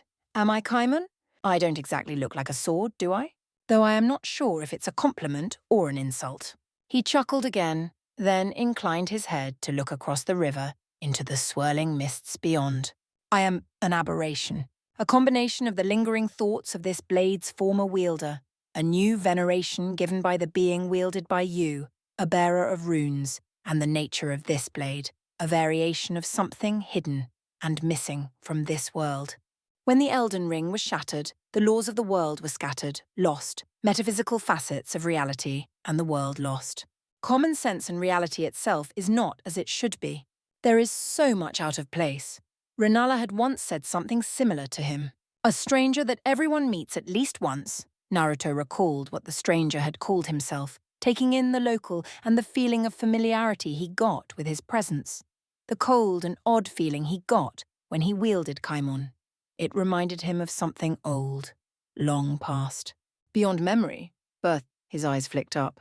A horned white spectre loomed over him. Its skin a deathly pallor, two figures skewered on a claw. A tanto swung downwards, the coldness of death. Ice shot down his spine. Death, your death, of a sort. The stranger confirmed, pleased that he no longer needed to be coy. Don't expect this to be a common occurrence. I will not be a voice in your ear like the fox, nor will I call you to speak in the future. At this point, I myself am still trying to work out what exactly I am. And yet here I am, called to speak with you. Naruto snarked, earning a reluctantly gladdened side-eye from said stranger. Seems a little backwards, if you ask me. Then, to avoid such a contradiction, I shall speak, and you shall listen. Then we can part ways, as we both have errands to attend to.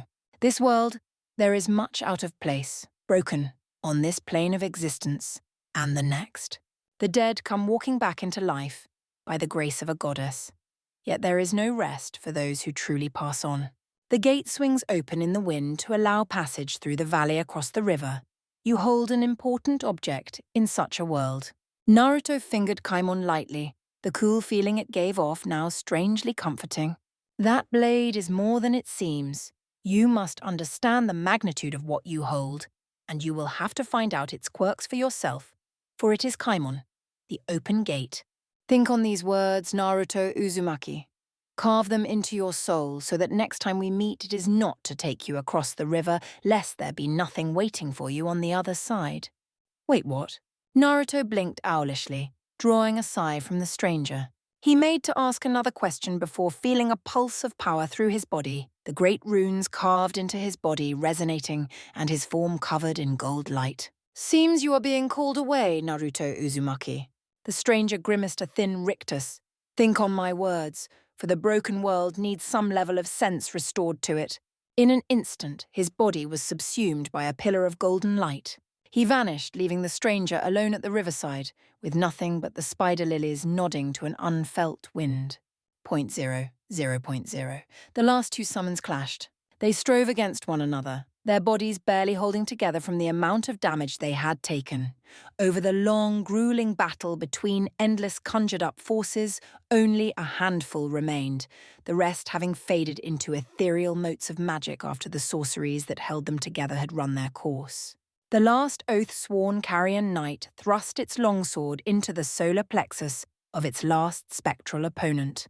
It nodded once in a simulacrum of contentedness before fading away, its job done. Renala and Rani continued to trade spellfire, a myriad of sorceries from a range of schools. Glintstone, Golmancy, summons, energy projectiles, spatial freezes and transmutations of the element. So fierce had the battle between royals grown that the surface of the lake, once a still mirror to the moonless night above, was a churning mess, illuminated from below by small hillocks of residue magic that had sunk to the murky depth below. Any fish unlucky enough to have been swimming when the battle had begun now cowered deep within the crags of the lakebed, their limited cognition telling them that there was violence at the top of the food chain, and they best stay hidden until it had passed. Mother and daughter stood across from one another atop the water's surface, each panting lightly as they bobbed up and down from the current and waves their battle had unintentionally created. Though it was not fatigue that pressed the pair to pant, for Rani had no lungs to breathe nor muscles to grow tired, and while Renala was somewhat out of practice in terms of prolonged warfare, she was still fit as a fiddle.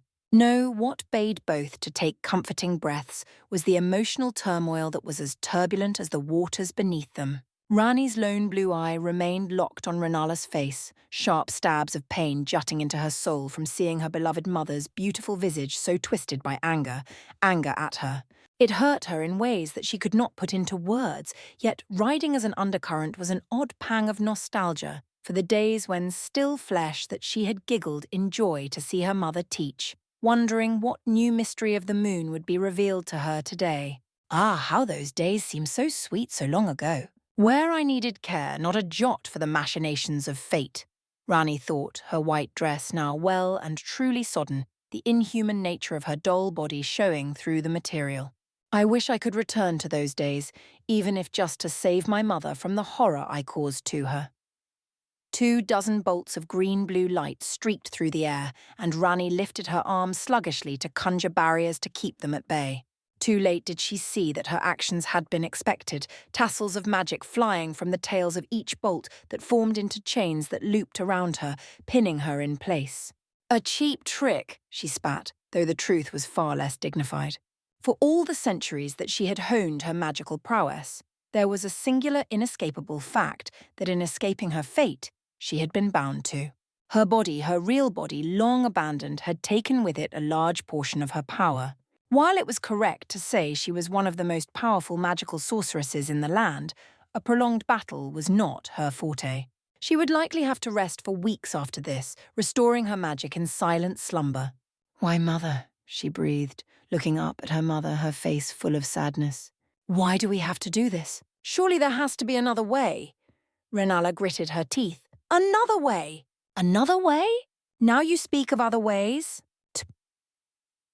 Was it not earlier this very battle that you derided me for thinking that there were other ways to avoid the night of the Black Knives? Where were your other ways then, little Culver, when your brothers fell to their own madnesses in a world that you made?" Thunder raged in Rani's ears anew. Indignation, anger, self-reproach, and above all, fervour was afire in her heart. An aura of pure magic enveloped her before exploding outwards in a singular cataclysmic blast, shattering the chains that bound her in place. "I did not make their fates, Mother. Radahn and Rykard chose their own paths. You could have stopped it. You could have sought us out, sent messengers, sent Blade, an omen. Something." Renala answered with her own pillar of power before streaking forwards, a spectral longsword forming around her catalyst that she used to swipe at the doll-bodied demigod. "I had to stay hidden, at least until the shattering ran its course. And leave me to fall into madness I still feel that cloys even now at the back of my mind." Renala tossed her head, eyes flashing in the light. "But not again, never again. I shan't ever return to the squalor of madness and loneliness that you imposed by your inaction." Rani's eye stung at the anger in her mother's tone as a part of herself she had long killed returned to life. Guilt. "I did not think Father would leave me with nothing to remember him by than a hunk of creation and no more words." Renala thrust downwards, nicking Rani's dress with her conjured sword. "Is it a confession of penitence you expect, daughter of mine? That I should somehow feel bad for returning from mental oblivion to carve out a recreation of the family I lost, to find love again? Well, I do," she cried, lips pulled back and tears streaming down her face. "With every passing minute, I wonder what I did to deserve a second chance, that I don't deserve the love I feel, that I should not chain Naruto to a woman so repulsive as I. But I will not go back to what I was before." Rani sniffed, sent reeling by the words. "I know you suffered." "Suffered? You don't know a thing. You simply act and stand vigil over what you believe to be unsalvageable. You cannot begin to fathom what I went through after the shattering." Her mother's swings grew sloppy, her eyes red with tears. "I mourned for your death, Rani. I grieved. But by the time I had regained my senses, the shattering was upon us, and the desecration of all I knew had begun." Rani was forced to turn her body to mist as Renala came at her with an overhead swing, but even she couldn't hide from the pain. "I tried to travel to Lanedale," Rani froze, shocked at what Renala had said as she got back to her feet. "I would not leave your body to moulder in some foreign land. And even in that, I failed. They barred me from the city, kept your body for their own, an item too holy to be given to a foreign witch. My own daughter, they would not give you back to me." Flawed, Rani could do nothing but dodge her mother as she continued to rage and cry, centuries of trauma finally coming to a boil. How had she never heard of this? Was it something that had happened when she had still been recovering from shifting to her current form? Stabbing forwards viciously, Renala slipped on her feet, collapsing to the watery surface and her catalyst falling from her grip. Her hair had come loose from its tight bun and makeup smeared down her face. She hiccuped in pain, a scratch of absolute emotional overload at the back of her throat. "No matter how many times I came, how many times I asked, They would not give you back to me. I came home and wept. I failed to keep Radagon by my side, save you and save your brothers. I couldn't even get your body back from that infernal city. And that was just the start. Do you know what they did to your body, Rani? Rani could not respond, rendered mute by the utter emotional breakdown she was witnessing. Renala bawled into an open palm, overcome by the memories. It's still there, Rani, rotting on that rooftop all these years later. But what they did to it, what drove me mad, was they worshipped it. Red and blue eyes looked around, lost, unseeing her surroundings as she cried. Those feckless devotees of the Golden Order, they enshrined your body. For hundreds of years, the only word any could speak of the Lunar Princess Rani was from pilgrims travelling to the capital to bow and flagellate themselves before the burnt corpse of my only daughter. Renala fully dropped to her knees, taking steadying breaths. And yet after all of that, after finding out you yet live, that you let me suffer for centuries, I still love you, she whispered. A dagger pierced Rani's soul. Mother, she choked out, I wish to live a new life, one with my loved ones in it. But there has been so much pain, so much time, and I don't know how to fix it. As Renala's tears streamed down her face, Rani felt a crushing weight in her chest. The sight of her mother's anguish overwhelmed her, and she couldn't bear to see the pain she had caused any longer. It was a moment of reckoning, a moment of deep introspection for Rani. As she looked at Renala, Rani's mind was flooded with memories of those early days long before the capital. She did not intend for any of this to happen, and she stood by her decisions to evade her fate. However, she could not deny that she had caused her mother's suffering, which tore at her heart. With a shaky breath, Rani finally found her voice. I'm sorry, Mother, she whispered, her voice filled with genuine remorse. Not for what I did, but that it brought you pain that I stood by and watched because, deep down, I thought that bridge had burned. Renala glanced up, her eyes filled with tears and a hint of disbelief. She saw her daughter vulnerable and tearful, and the pain in her eye mirrored her own. How can I believe you now? She took a step forward, shaking despite her steeled voice. I can't change what hath happened in the past, she said, her voice steady despite her emotions. But I can change what happens now. I won't leave you to suffer alone again, nor shall I shun what you have built. Renala hesitated, uncertainty written across her features. But then a mix of grief and hope flickered in her eyes as she considered the possibility. Can you bear the weight of all I've endured? She asked, her voice wavering. Rani nodded, her resolve firm, voice unwavering. I shall. I'll take it all. Every bit of your loneliness and solitude. Throw everything you have at me, and I promise I'll bear it. Renala closed her eyes momentarily, taking a deep breath to calm herself. Then, with a sense of determination, she picked up her catalyst and got to her feet. An intricate magical circle was birthed at her feet, and she began to slowly rise high into the air, her staff glowing with the power of the full moon. Higher and higher she rose, a great mass of energy streaming from every pore out into the moonless sky. She looked ethereal, her grief blending with her strength, a portrait of sorrowful majesty. Rani steeled herself, readying her heart and mind for the immense burden she was about to carry. She opened her arms wide as if to embrace the pain that was about to come. There was nothing she wouldn't do to atone for her actions, no sacrifice too great. Renala slowly span her catalyst in a slow, purposeful arc, her form becoming silhouetted in a magical circle that began to expand behind her, a holographic representation of the full moon and carrion crest that grew ever larger, gaining concentric rotating sections that continued to grow. The shape of stars tracing lines upon the heavens. Space, ever intangible, is given form. Within this penumbra I see the shape of God. Within God I see mineself, she intoned, her voice echoing over the plains as a wind began to pick up. Streams of green and blue magic began to streak into the sky, highlighting the myriad stars and nebulae that painted the yawning void of space. Rani's eye nearly bulged from its socket in sheer disbelief of what she was witnessing. Celestial bodies open in wonder, admitting infinite possibility. Possibility dwells within empty space, and within that empty space dwells the Almighty. The bands of teal and turquoise gave way to intricate magical circles that quickly spread across the sky, ranging from ones as small as a pinprick to slowly turning mandalas that were as wide as Raya Lucaria itself. Each one is linked by a filigree of gossamer strands painted in empty space, outlining the heavenly bodies in excruciating detail.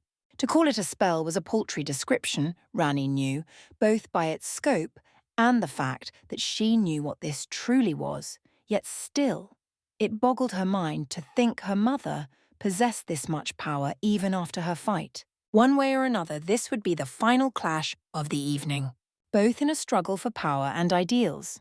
Renala danced amidst the artificial constellation. This was her masterwork, a spell of such scope and grandeur that it was as synonymous with her as it was the heavens it represented.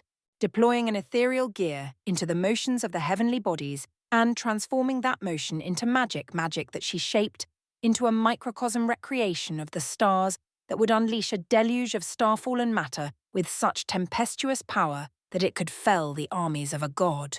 After all, it already had, long ago.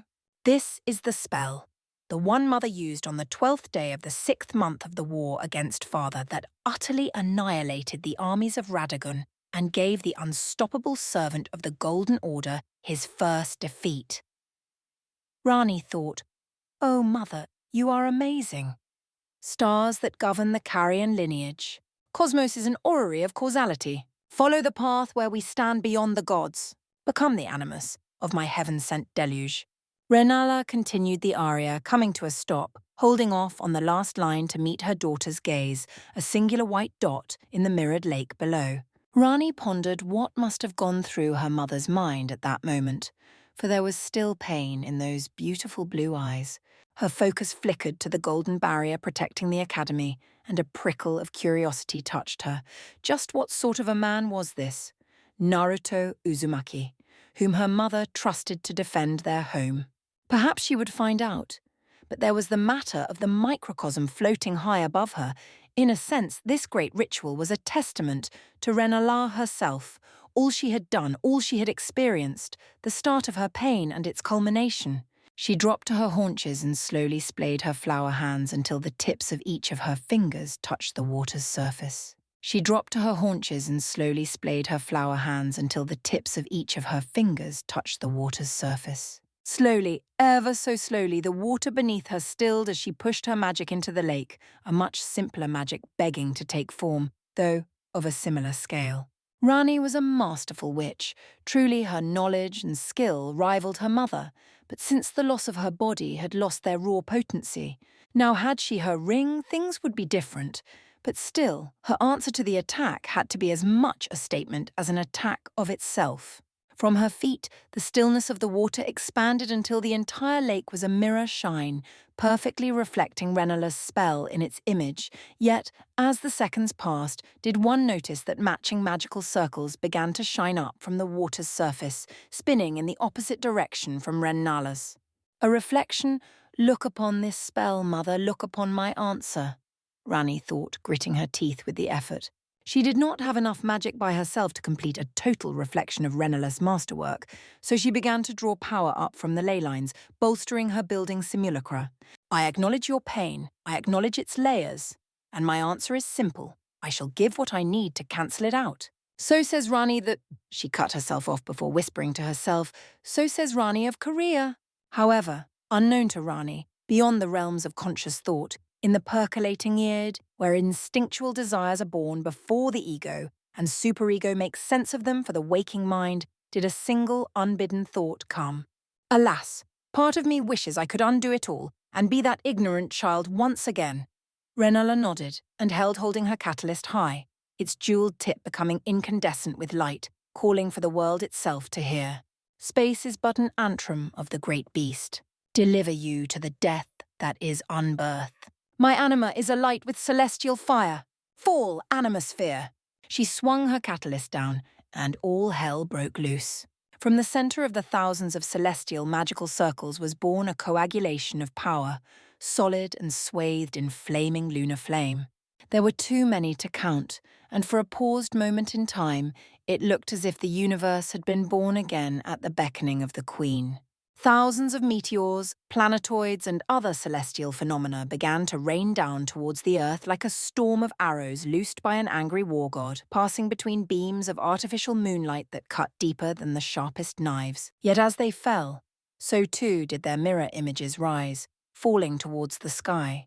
The Earth reached for the sky, and the sky to the Earth, in two storms of magic and might that may as well have been solid pillars of power miles across. Every projectile met its doppelganger, exploding into a ceaseless tide of explosions and shockwaves, the likes of which had not been seen since the shattering. Gravity warped at the point of impact, bending light and refracting space to give the air a picture book quality, colours that could not be named bending around disparities in space and time, a moment ubiquitous by the fact it was happening at all. And that was just the opening salvo. Each circle and mirror image spat its magical payload again and again, with greater speed for each repetition. The two streams of magic struggled against one another, more a battle of will than sorcery, for this was already the pinnacle of the Carrion arts. Rani could feel her mother's soul in every collision, every dark moment and anguished cry rendered in visceral heavenfire and hitting home just how steep a mountain she had to climb. But the scope of her task did not give Rani pause. No. It bolstered her resolve, urging her to push on. I will make amends. She screamed above the tumult. Renala faded from view, the rate of spellfire growing to such a fever pitch that it was impossible to see beyond the colliding celestial bodies. Soon the bodies themselves lost form, and the pair were on either side of a pillar of magic between heaven and earth. With one final cataclysmic shout of exertion, Rani sent everything she and the ley lines into the attack, trusting it to embody her will, both waking and subconscious. And then all was swallowed by golden light. 0.0.0. Warmth, it was the first thing that registered to Rani as consciousness swam back to her, a rather perplexing fact despite its mundaneness. Indeed, to she who had grown so used to living her life with only crude approximations of sensation as a soul pinned to a doll, she'd long since gotten over the numbness that everything entailed. And yet, she couldn't exactly bring herself to care right now because of how comfortable she was. So instead, she just continued to hug herself close to the object she found herself attached to. It was broad, unyielding yet pleasantly soft and warm all at once. Rani pressed herself against it, letting out a mewl of contentment. "You put on one hell of a show," said a familiar voice, upbeat and boyish to the point of being infuriating. "Can't say I blame you, though. Pretty sure I glassed a forest once to teach my friends some common sense. Family spats sure are messy, huh?" Rani's eye snapped open, and she looked around frantically, tightly squeezing her only pole of support, sensory info bombarding her as blood thundered in her ears. "Oi," Naruto said, looking over his shoulder to where Rani gripped onto his back like a limpet mine. "You can quit squeezing, I ain't gonna vanish. I swear, kids can be so clingy." Sputtering at the insult, Rani wrapped her forearms against the back of Naruto's head in complaint. "You think me a child? Certainly not, human. I am centuries older than you. Do not let my childish appearance fool you, for it was mottled on my mentor." "Pfft," Naruto snorted, shifting the weight in his arms. "I think you need a reality check. But do you mind quieting down? She's trying to sleep." "What?"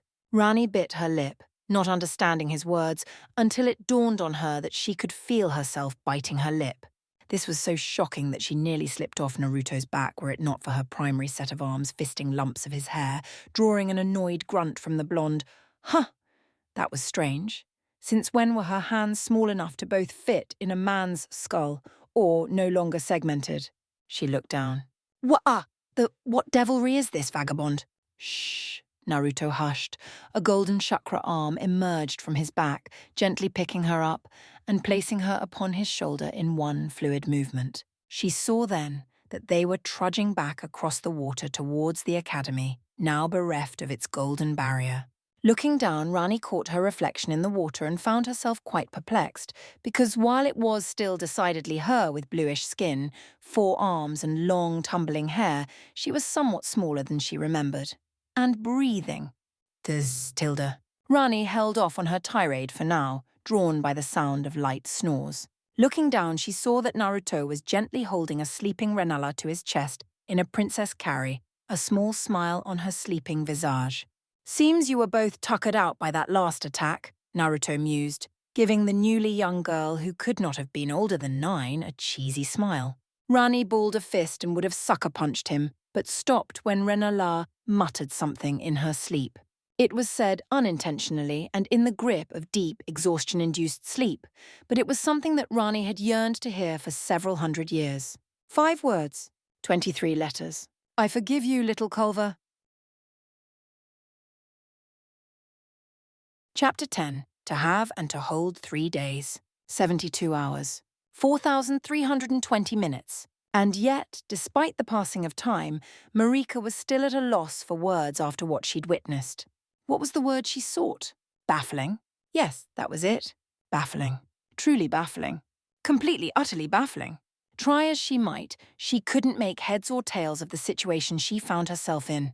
Long had she looked through the eyes of her little offshoot, tacitly observing Melina's every waking and dreaming moment. She had been both amused and humiliated and overjoyed and belittled, enraged and saddened.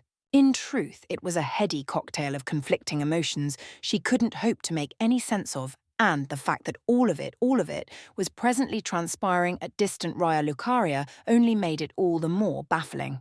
Even now she struggled to make sense of it all and failed spectacularly. It was maddening. All told, her child had done well to keep the new Elden beast from the Erd tree. Thanks to her, Naruto felt quite obligated to remain in Raya Lucaria for the time being. All to the good. But so it must remain, or she would surely be supplanted, and all would come to naught. Renala, and she felt Radagon stir within at the mention of her name, would be good for him in that regard. Another bond to bind the boy and keep him from ever going anywhere near the capital. But Rani! She'd no idea that sneaky snit of a girl was still alive. It had given her a fair bit of pleasure seeing her reduced to a child, but again she wondered how. More than that, she found herself curious. Seeing through the eyes of her child was one thing, but she desired a clearer picture. After all, it had been some time since she visited little Melina in her dreams. Perhaps she could supply the answers she sought now. She did so now with a thought, piercing the veil of the Erd tree with her mind, leaving her body behind, and using the connection she had with her little sapling to slip into her dreams. It wasn't all that difficult. A tug and a twist, and she was through, entering her mind to see what the little seedling was up to.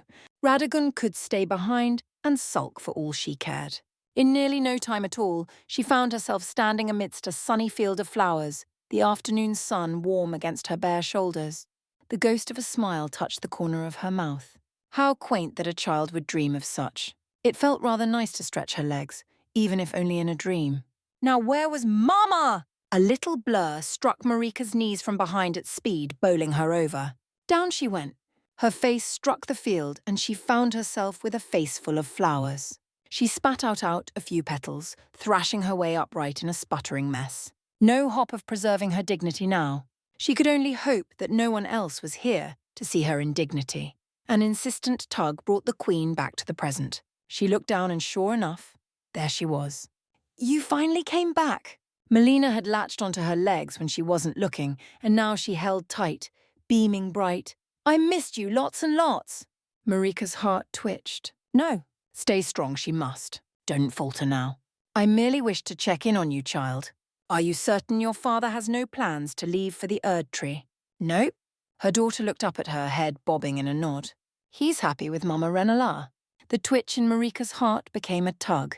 This was her child, not Renala's. How dare the Queen of the Full Moon rob her of... Oh dear. Oh, very dear indeed. Had she gotten, dare she say it, attached? She released Melina with a jolt. I must be going. Melina made an unhappy noise. But you just got here. And I cannot remain long, little one. Now be a dear and let go, Melina's lower lip quavered just so, promising a teary tantrum should she leave. Marika heaved a sigh and patted her head. I suppose I shall stay a while. How have you been? Her daughter chirruped happily and launched into a long tale, one full of wild gestures and spectacular noises only a child could make. 0.0. 0.0. The greater will sneered at the insipid scene below. Let them have their moment. It wasn't so foolish as to put all its eggs into one basket. Not this time. It had learned its lesson with Godric. Force of arms meant naught when assailing a fortified position. Nay, this time it would be subtle, insidious. This time it would be clever. The third time, as they say, was the charm. And so the greater will moved anew. Unaware of the disaster it courted, it barreled onward. Perhaps, had it been wiser, it would have waited. What a fool it was. 0.0. Rani was not used to being quite so small. Or perhaps it was not simply she who was small, but that everything else was so blasted big. Yes, that had to be it. She refused to accept anything else, and no one could tell her otherwise. For this was her life now, make no mistake. Free from the foul finger's influence though she was, she'd at a dear price for her freedom, one she would have preferred not to if she could help it. A second childhood hadn't exactly been in the cards for her. Or so she'd thought, yet here she was. Worse still, she was the smallest of the lot by far. 'Twas not fair. No, nay, never none of this, and not a jot. She glared up at the ceiling and tucked the sheets over her chin. It held no answers for her. Night had come, but sleep refused to do the same. Her thoughts whirled and churned like a witch's cauldron. Why did she have to be the littlest? Was that a word? Blasted childish brain in the first place? Certainly she was the fourth to suffer such a fate, but the unfairness of such rankled her all the same. Yes, she was glad to have made up with Mother, but she was used to having power. Prestige. Pride at the very least. Now, quite suddenly, she was the lowest on the pecking order and not at all liking it. Melina seemed a sweet child, with not a mean bone in her body. But the other two, Millicent was quite quiet, but Selin was a smug little shit, and she'd immediately sworn vengeance against that meanie. Wait, meanie? Bah. Being a child was baffling. Her mind was mostly her own, but her emotions ran amok even now. Humiliated though she was, there was a treacherous part of her that found all this comfortable. This was her home, after all, and it brought back fond memories. She did not particularly enjoy being babied overmuch, but there was something gratifying about it all the same. What was that? She'd heard something just now, hadn't she? Rani rolled over in bed with a growl. Someone prodded her ribs. She ignored them. Another poke. Rani kept her eye closed. Someone thumped her over the head. Cease! She bolted upright with a hiss, 4 hands crackling with icy magic. Or I shall smite thee. Selin stared back at her, eyes wide. The little sorceress was distraught. Millicent is missing. Rani heaved a sigh. Oh, bother. 0.0. Are we running an orphanage now? Naruto turned away from the window with a rueful smile and a shake of the head. The full moon held no answers for him, of course, but he hadn't been speaking to it in the first place. Well, not to that full moon. Renala's laughter was his reward, and a sweet one it was. She sounded happier than she'd ever been, and she looked it too, as he lounged in bed. Besting Rani and bringing her into the fold had done wonders for her mood as much as her health. Her eyes sparkled, her dark hair almost seemed to shimmer in the moonlight, and her smile haunted him. You make a good father, beloved. Heat speared up his neck. Not you, too. Her laughter redoubled and finally subsided with a smile. We've truly done the impossible, haven't we? He looked away with a sigh. Feels like it sometimes. We've gotten really luck so far. I'm hoping that luck will last, you know? As such, he nearly missed the whisper that followed. I wonder if it might be possible to save my other children in such a manner. He flopped down into the bed beside her. Pardon? Nothing. She laughed just a little too quickly. I shouldn't be greedy. You've already given me so much. It would be foolish of me to reach for more. Speaking of reaching, so Blade mentioned a little something while you were busy with Rani. A slow blink was his reward. Did he now? Whatever for? Here at last, his nerve failed him. A healthy relationship was all well and good, but this was marriage he was thinking about. She might not have meant it, but if she did. Renala beat him to the punch, albeit not at all in the way he'd expected. No, I can't. I wish to save them after all. He blinked quickly. Tall ladies say what now? Oh, you. She tweaked his arm. I speak of the rest of my children, and perhaps Marika's as well, given that she's clearly cast them aside. I've had some time to think on this. What say you? That's a mighty tall order. Perhaps, she allowed. But even so, I feel we must try. You and I may be the only ones who can do so. If we leave them be, they may come for us instead. What could he do but shrug? Maybe we can talk them around. What are the chances of a miracle like Rani's happening again? Renala raised a dark brow. Thou should know not to tempt fate. Meh! He waffled a hand. That's what I do. Tempting fate is my bread and butter. Defying it is, well, he gave a shrug. You know how I work. She gave a little hum and stepped to him, linking her fingers with his. The runes on his back tingled at her touch, giving him a burst of courage. I suppose I do. We would not be here if you took the easy path now, would we? The path he was about to take might be the most dangerous yet. Full steam ahead! So, his thumb stroked her palm. About that sword you gave me? Renala's gaze fixed on his, her eyes widening just a touch even as his face went red from embarrassment. Is it not to your liking? No. It is, really. It's just, well, Boggart and Blade told me that it's a tradition for a carrion queen to give a blade to. Hold that thought. Quick as a flash, she whirled away, marching a chest nestled in the corner of the room. She knelt before it, uncaring of his lingering stare, and withdrew a long, wrapped object from within. I have something else for thee. It was finished only just this morning by an old friend. She stepped back to him, cradling the beautifully wrapped parcel to her bosom, as one might a babe to their breast. Hugh may be a surly old misbegotten, but he does his work well even after all these years, and an ally of his was kind enough to deliver this. She held out her hands, presenting it to him. I have only ever given a sword like this to one man, as you well know. He betrayed me and reforged it into a wretched thing of order.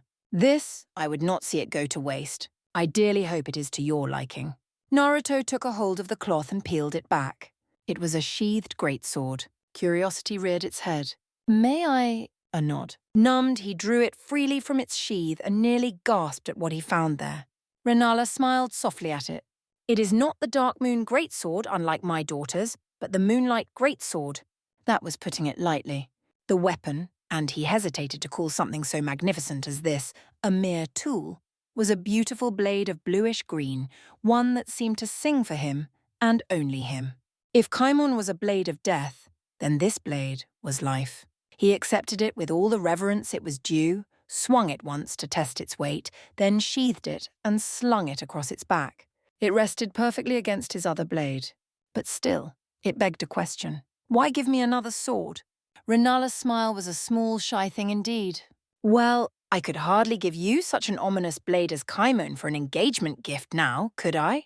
Naruto's jaw clicked open. He snapped it shut, but only for a moment. Aha! I knew it. Renala blinked innocently. Knew what, beloved? Shit. He'd said that aloud, hadn't he? Well? He gave the back of his head a rueful scratch as she looked on. Blade kinda mentioned that the whole gifting a blade bit was part of an engagement ritual. Did he now? The queen touched one hand to her cheek. Her smile promised pain, but not for him. Bold of that pup! No dinner for him tomorrow. That said, without warning, she brushed her gown back and bent down. His eyes bulged in their sockets. She wasn't gonna. Renala dropped to a knee before him and conjured a small box of deep blue velvet to her right hand.